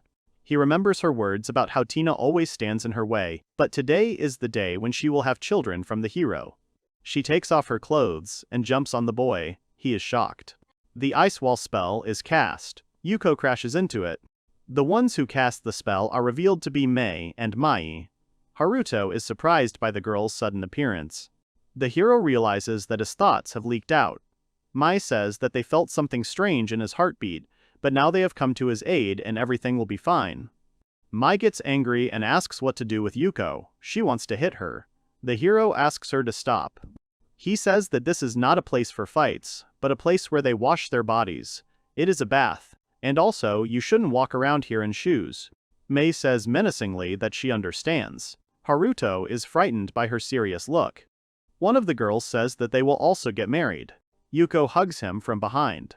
The girls offer each other to undress and do it. At the same time, Tina stands in shock. The main character screams. Mei went into the water and said that the hero had finally shown his true face. Haruto realizes that things are bad for him. She noticed something. Mei looks down and says incomprehensible words. The hero is unwavering. Mei asks what her sister is doing and says that he is smaller than Papa's. Haruto remembers the Spirit King and realizes that he can't have more. The hero thinks that in this situation his lower part reacted. Haruto realizes that he is a sage and has the ability to manipulate his mana. And his little Haruto is completely controlled by his mana. Mei looks at him and remains silent. She touches the hero's leg, and he asks about her condition. She replies that there are such people. Tina looks at the hero with the girls. The memory ends. The protagonist hurries to see the teacher. He finds her in the kitchen. Tina says his name. She cuts the potato sharply and is indignant that despite the fact that Haruto has her, he still goes to the bathroom with other girls. The hero understands that she is throwing a tantrum. Tina realizes that they are all young and have beautiful skin. She is much older than these girls, but still young for an elf. And despite this, Haruto did not even take a bath with her. The hero spies on her and thinks that it looks quite beautiful. The professor realizes that the boy invited her. She wanted to go there, but refused because she is very stubborn. Haruto is encouraged by her words. The main character invites Tina to the hot springs. She is very embarrassed and asks how long the boy dries her. He answers that it is not very long. Haruto says that he doesn't think of her as old, but as a refined girl. Tina cries from embarrassment and reproaches the hero for having heard everything. He apologizes to her. Haruto asks what the teacher thinks about his proposal and if the girl wants to go to the hot springs with him. She gets embarrassed and asks if they will go just the two of them. The boy answers her question positively and says that they will go only together. Tina is happy and agrees to go with him. Haruto is happy with her agreement and says that they will go there next weekend. The professor is looking forward to this trip. She was so nervous that she didn't notice how she peeled a whole mountain of potatoes. The hero asks what they should do with it. Tina sheepishly replies that it looks like they'll have to eat only potatoes for a while. The hero smiles and replies that they will eat her quickly, since there are 5 of them. The teacher asks with a menacing look why Haruto said 5. He replies that Mai and Mei have become his spirits, so he is thinking about letting them stay in the guest room. Tina's hands are shaking and tears are welling up. She understands everything. The hero is frozen in understanding of the problem. He realized that after he promised to go to the hot stokers together, he was able to calm the professor down. Tina looks somewhere up. She thinks about how she promised Haruto to go to the hot springs with him. From the very morning, and in fact, from the very day the hero called her, she was incredibly happy and was really looking forward to this meeting. Tina thinks about how the day before she spent every free minute looking at the main character, and then everything seemed a little deceptive to her.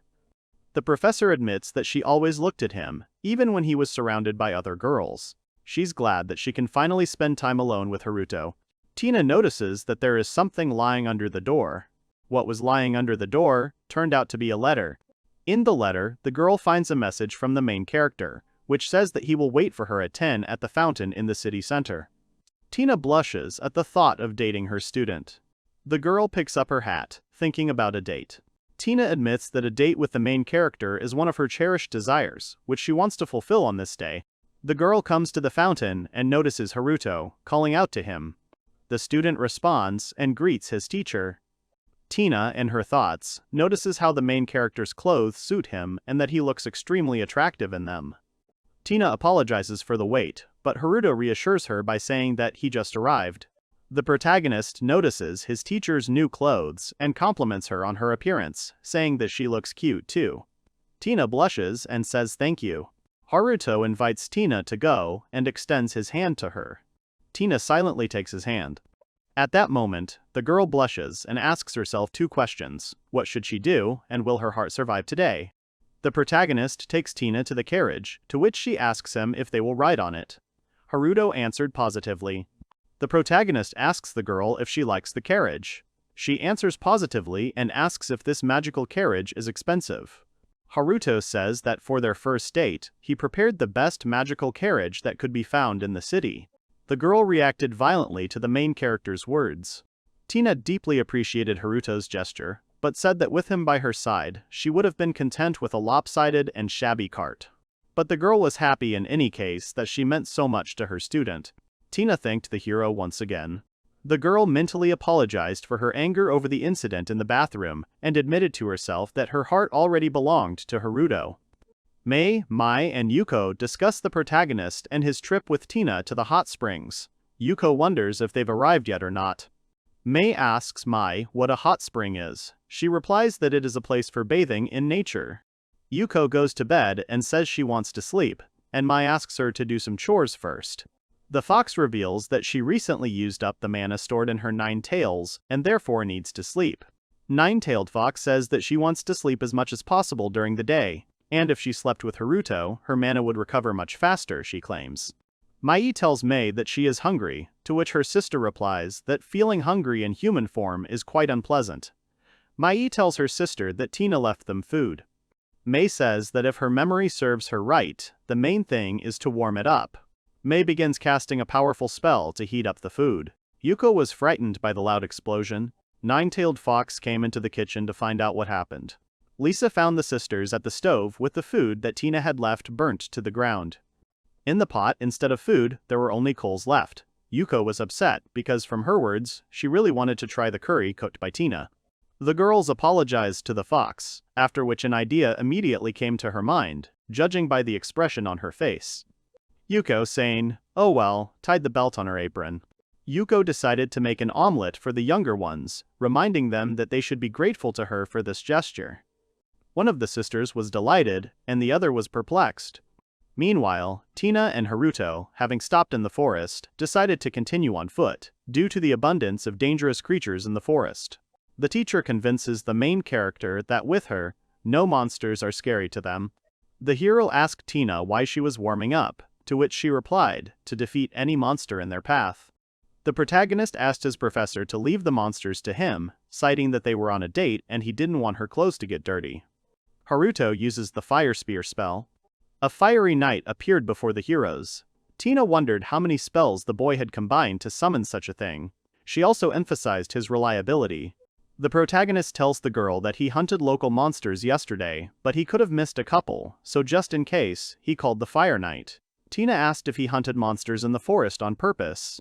The professor told the protagonist that she was glad that he was worried about her. Tina said that she could stand up for herself, because she is level 250. The girl said that she was ready to fight if necessary. Haruto was silent for a few seconds, remembering the past. He asked to be allowed to protect Tina, at least for a short time. The girl nodded approvingly and said that she relied on Haruto. In her thoughts, Tina concluded what a wonderful young man the main character had become. The heroes, having reached the springs, found a place to change clothes. The girl noticed that there was no one at the springs. Haruto said that he had reserved a place for them. Tina blushed sharply. The girl realized that this would be the first time the main character would see her naked. A question arose in her head. Would everything be okay? He was worried whether Tina was happy with all this. Meanwhile, at the estate, Haruto's father was sorting out the bills for the hot springs reserve, renting the most expensive carriage, and buying tons of dresses and other women's clothing. Haruto says that this hot spring is reserved for private use, so no one will come there. As a precaution, the protagonist raises his hand, and magical runes appear at the end of his palm. Tina looks at him in surprise and asks what it is. Haruto says that it is a perception distortion spell that will prevent anyone from the outside from seeing that there is a source inside. The protagonist says that their silhouettes won't be seen either, so the couple can relax. In her mind, Tina admires the fact that her student has learned to create protective spells. The professor asks for her privacy, to which Haruto becomes embarrassed and says that he doesn't want anyone else to see Tina's body. Tina smiles and thanks her student. Haruto asks his companion if he wants to go to the springs together or separately, to which she replies that she wants to be with a young man. The hero takes off his t-shirt and invites Tina to go. The protagonist turns to his teacher, saying that he feels awkward under such a close gaze, to which Tina blushes and apologizes. The heroine thinks about how she looked too closely. She reflects on how she has served Haruto since he was a child and is therefore all too familiar with his body. Tina thinks that she hasn't had the opportunity to see this lately, but the main character's body has become even more toned and strong. Tina reflects that she always takes good care of her body, and therefore her skin is probably clear. The professor enters the spring, washes her body from the tub, feels the warmth and how the magical power fills her. She thinks that the power comes from the depths of the earth and mixes with the water. The teacher tells the student that she is very pleased, and that she is glad that they came to the springs. Haruto says he's glad because Tina likes it there. The teacher wonders in her mind why the protagonist doesn't look in her direction. Tina sneaks up behind him and jumps on him, wrapping her arms around his neck. Haruto shouts out his companion's name in surprise. The protagonist realizes that Tina is pressed against him, which makes him blush very deeply. The heroine asks Haruto to turn to face her and look at her. He turns around and asks if he did everything right. Tina says she wants the protagonist to look at her. Haruto looks at Tina and says that she is very beautiful. He apologizes for being distracted. The professor replies that he can look as much as he wants and even touch her because she belongs to him. Haruto asks permission to touch Tina wherever he wants. She agrees. He reaches out to kiss her. The hero kisses Tina on the lips. He says he wanted to touch her lips, and it was their second kiss. She was already prepared for him to touch her body and call him by name. Tina hugs him and says she wants more. They kiss each other, simultaneously asking each other about their feelings. The couple holds hands. Haruto asks if they can go. The teacher looks at him with loving eyes and agrees. The protagonist creates a magic circle, and Tina asks what he is going to do. Haruto replies that it's for teleportation, and if they walk they'll sweat, and they just got out of the bath. Tina asks about teleportation magic and thinks that she has heard about it, but has never seen it. Teleportation works in such a way that if you were in some place before and left a magic circle there, then with the help of another circle you can teleport there. Tina thinks that it's incredible that Haruto has such magic. She asks the hero if he can really teleport. He replies that he himself recently learned about it. Haruto goes on to explain that, through a rift in space, he can re-release himself to a place where he has previously set out the magic circle, something like summoning himself. He leads Tina into the magic circle and says that they are leaving. The magic circle glows. Tina opens her eyes. They found themselves in their village.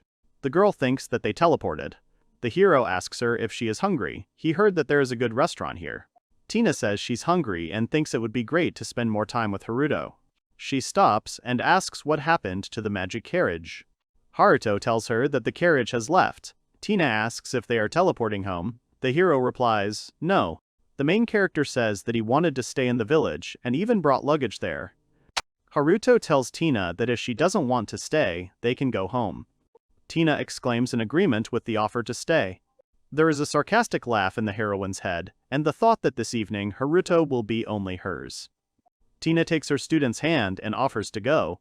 There is only one thought in her head. She is a very happy person.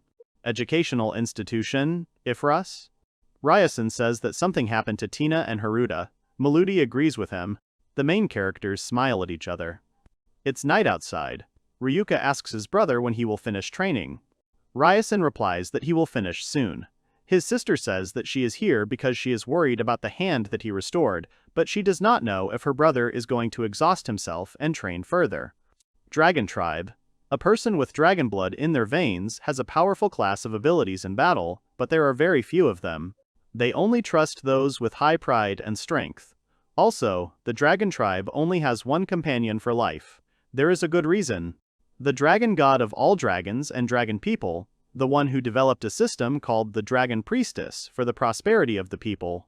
By allowing the women of the captivity, who gave strong protection, to use powerful methods of restoration and heal all races, they strengthen the faith in the dragon god. This faith becomes the power of the dragon. The role of the dragon Miko is not limited to other dragon people, but is to associate with powerful people and have children. People in this world can have children from other races. The child born will inherit the race of either parent or become a mixed race.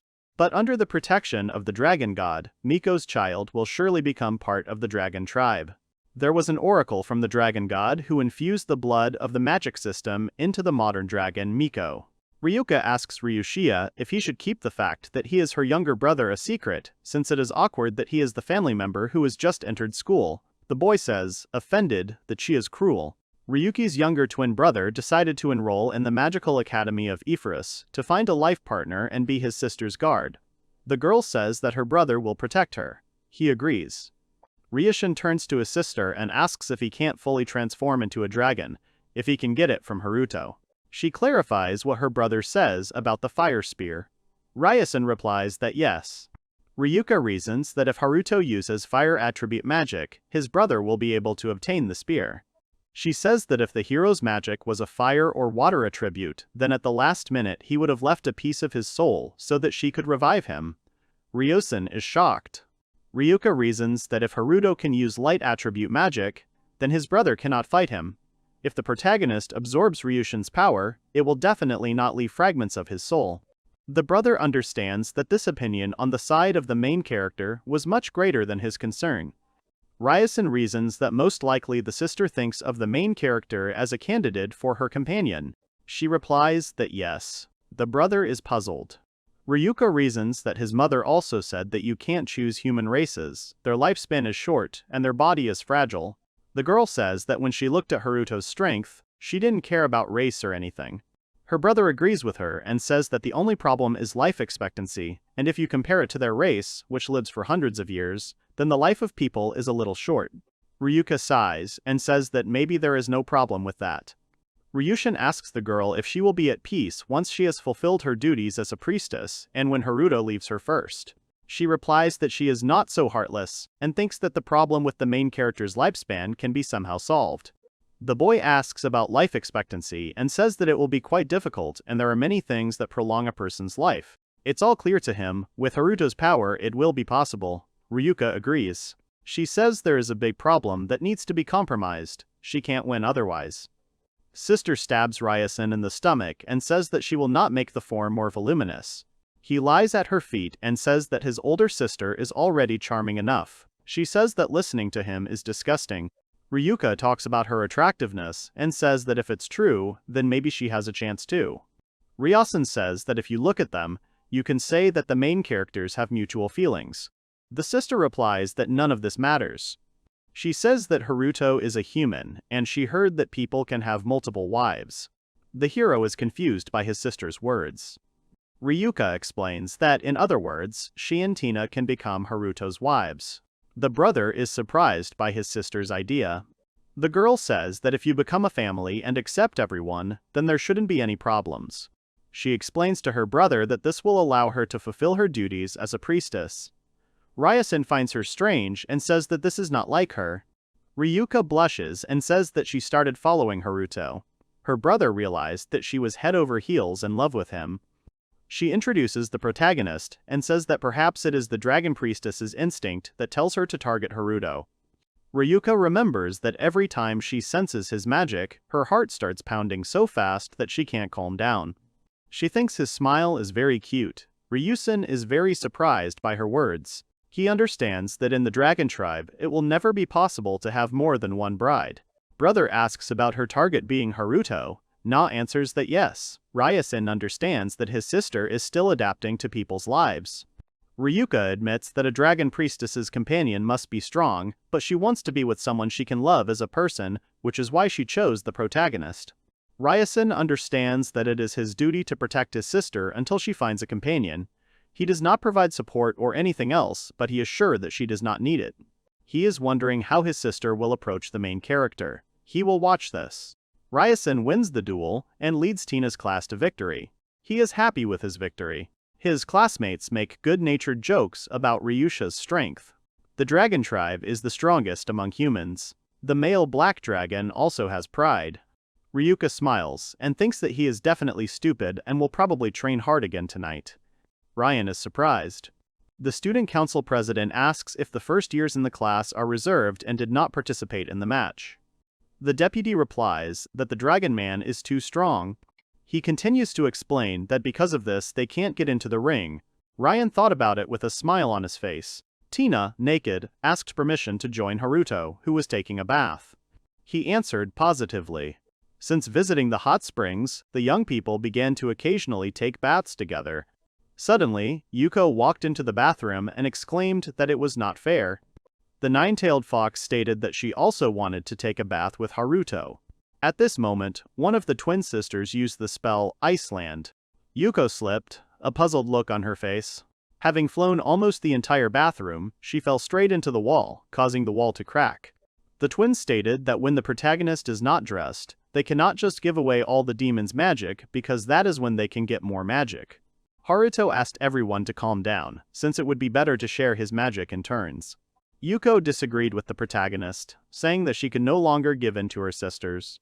Lisa stated that the number of nights she can sleep next to Haruto has decreased because of Mai and Mei, and Tina is the only one who can sleep with him every night. Tina asked Yuko if she should join the rotation too, to which she received a positive answer. A conflict was brewing between the girls. Tina clarified what the fox meant. Haruto tried to get everyone's attention and stop them. He wanted them to listen to him. He asked everyone not to change places at night. This was his special request. He admitted that it was because he loved Tina. Everyone looked at him. One of the sisters immediately said that she would do as the main character asked. Besides, she had known about it for a long time. Mai, following Mai, repeated her words. Yuko had no choice but to go against her master's will. It was easier than the protagonist expected. This surprised him. Tina was embarrassed. Haruto's feelings were understood by the sisters, and they promised to respect his choice. Yuko said that Tina's food was very tasty, so they wouldn't resist her. Tina turned to the main character and said that she was very happy. She thanked all the people in the room. Haruto answered with a simple yes to her words. All the girls except Tina remembered that the main character was standing in front of them. The girls pounced on him to get mana. Tina asked the hero what he would like for dinner. He thought about it. The girl thought it was good that the products were sold near our class, and remotely thanked everyone who guarded their things in the classroom. Haruto said that the class test was passed by everyone except Ryushin. But he enjoys great success in fights. Luke and I have never entered the ring yet, the main character noted. The hero thought that it was time to show Tina the good places. And when the main character thought about this, something happened. The tall blonde man pushed Tina.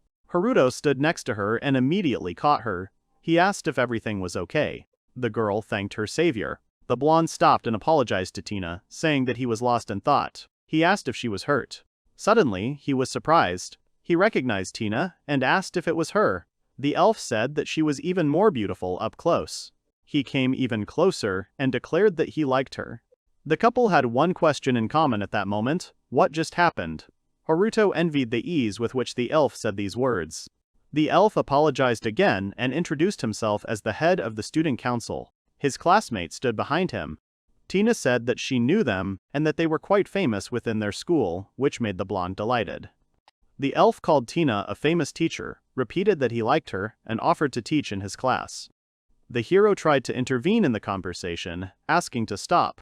The president cast a sharp, contemptuous glance in the direction of the protagonist and asked who he was. Haruto replied that he was Tina's student and stated his name. The main character stated that she had been teaching their class for 7 years, and named the only time the class teacher changed. The elf answered him by saying that their school had a system of exchanging class teachers. Haruto was surprised that such a system existed. The assistant explained why it was unpopular. He said that only the top class of the previous year could apply to use the system. He realized that their class was stronger than the older students last year. The elf answered the protagonist mockingly. He again suggested that Tina take advantage of this opportunity and become a class teacher in his class. The hero was outraged that no one was going to consult with him. The elf said that he had long since surpassed the current class teacher in magic, and that now they especially lacked magic lessons. The student council president said he wanted to attend Tina's classes, and that she was being celebrated as a heroine. Haruto thought, as soon as he had the courage to say that he liked Tina, he thought that Tina's fame was his goal from the very beginning. The protagonist asked if he had the right of veto to refuse this, to which the presidential aide replied that he did. He said that if Haruto wins the match against the opponent you applied for, then you don't have to agree. But the elf hastened to warn the main character, last year they did not lose a single match in the class. The hero's mind flashed back to the joyful moments he spent with his teacher, causing him to steel himself. The protagonist said that he wanted to refuse, and that he would fight the elf class and would not give up his beloved. The president looked at him disparagingly. Tina was embarrassed, but her eyes showed that she was grateful.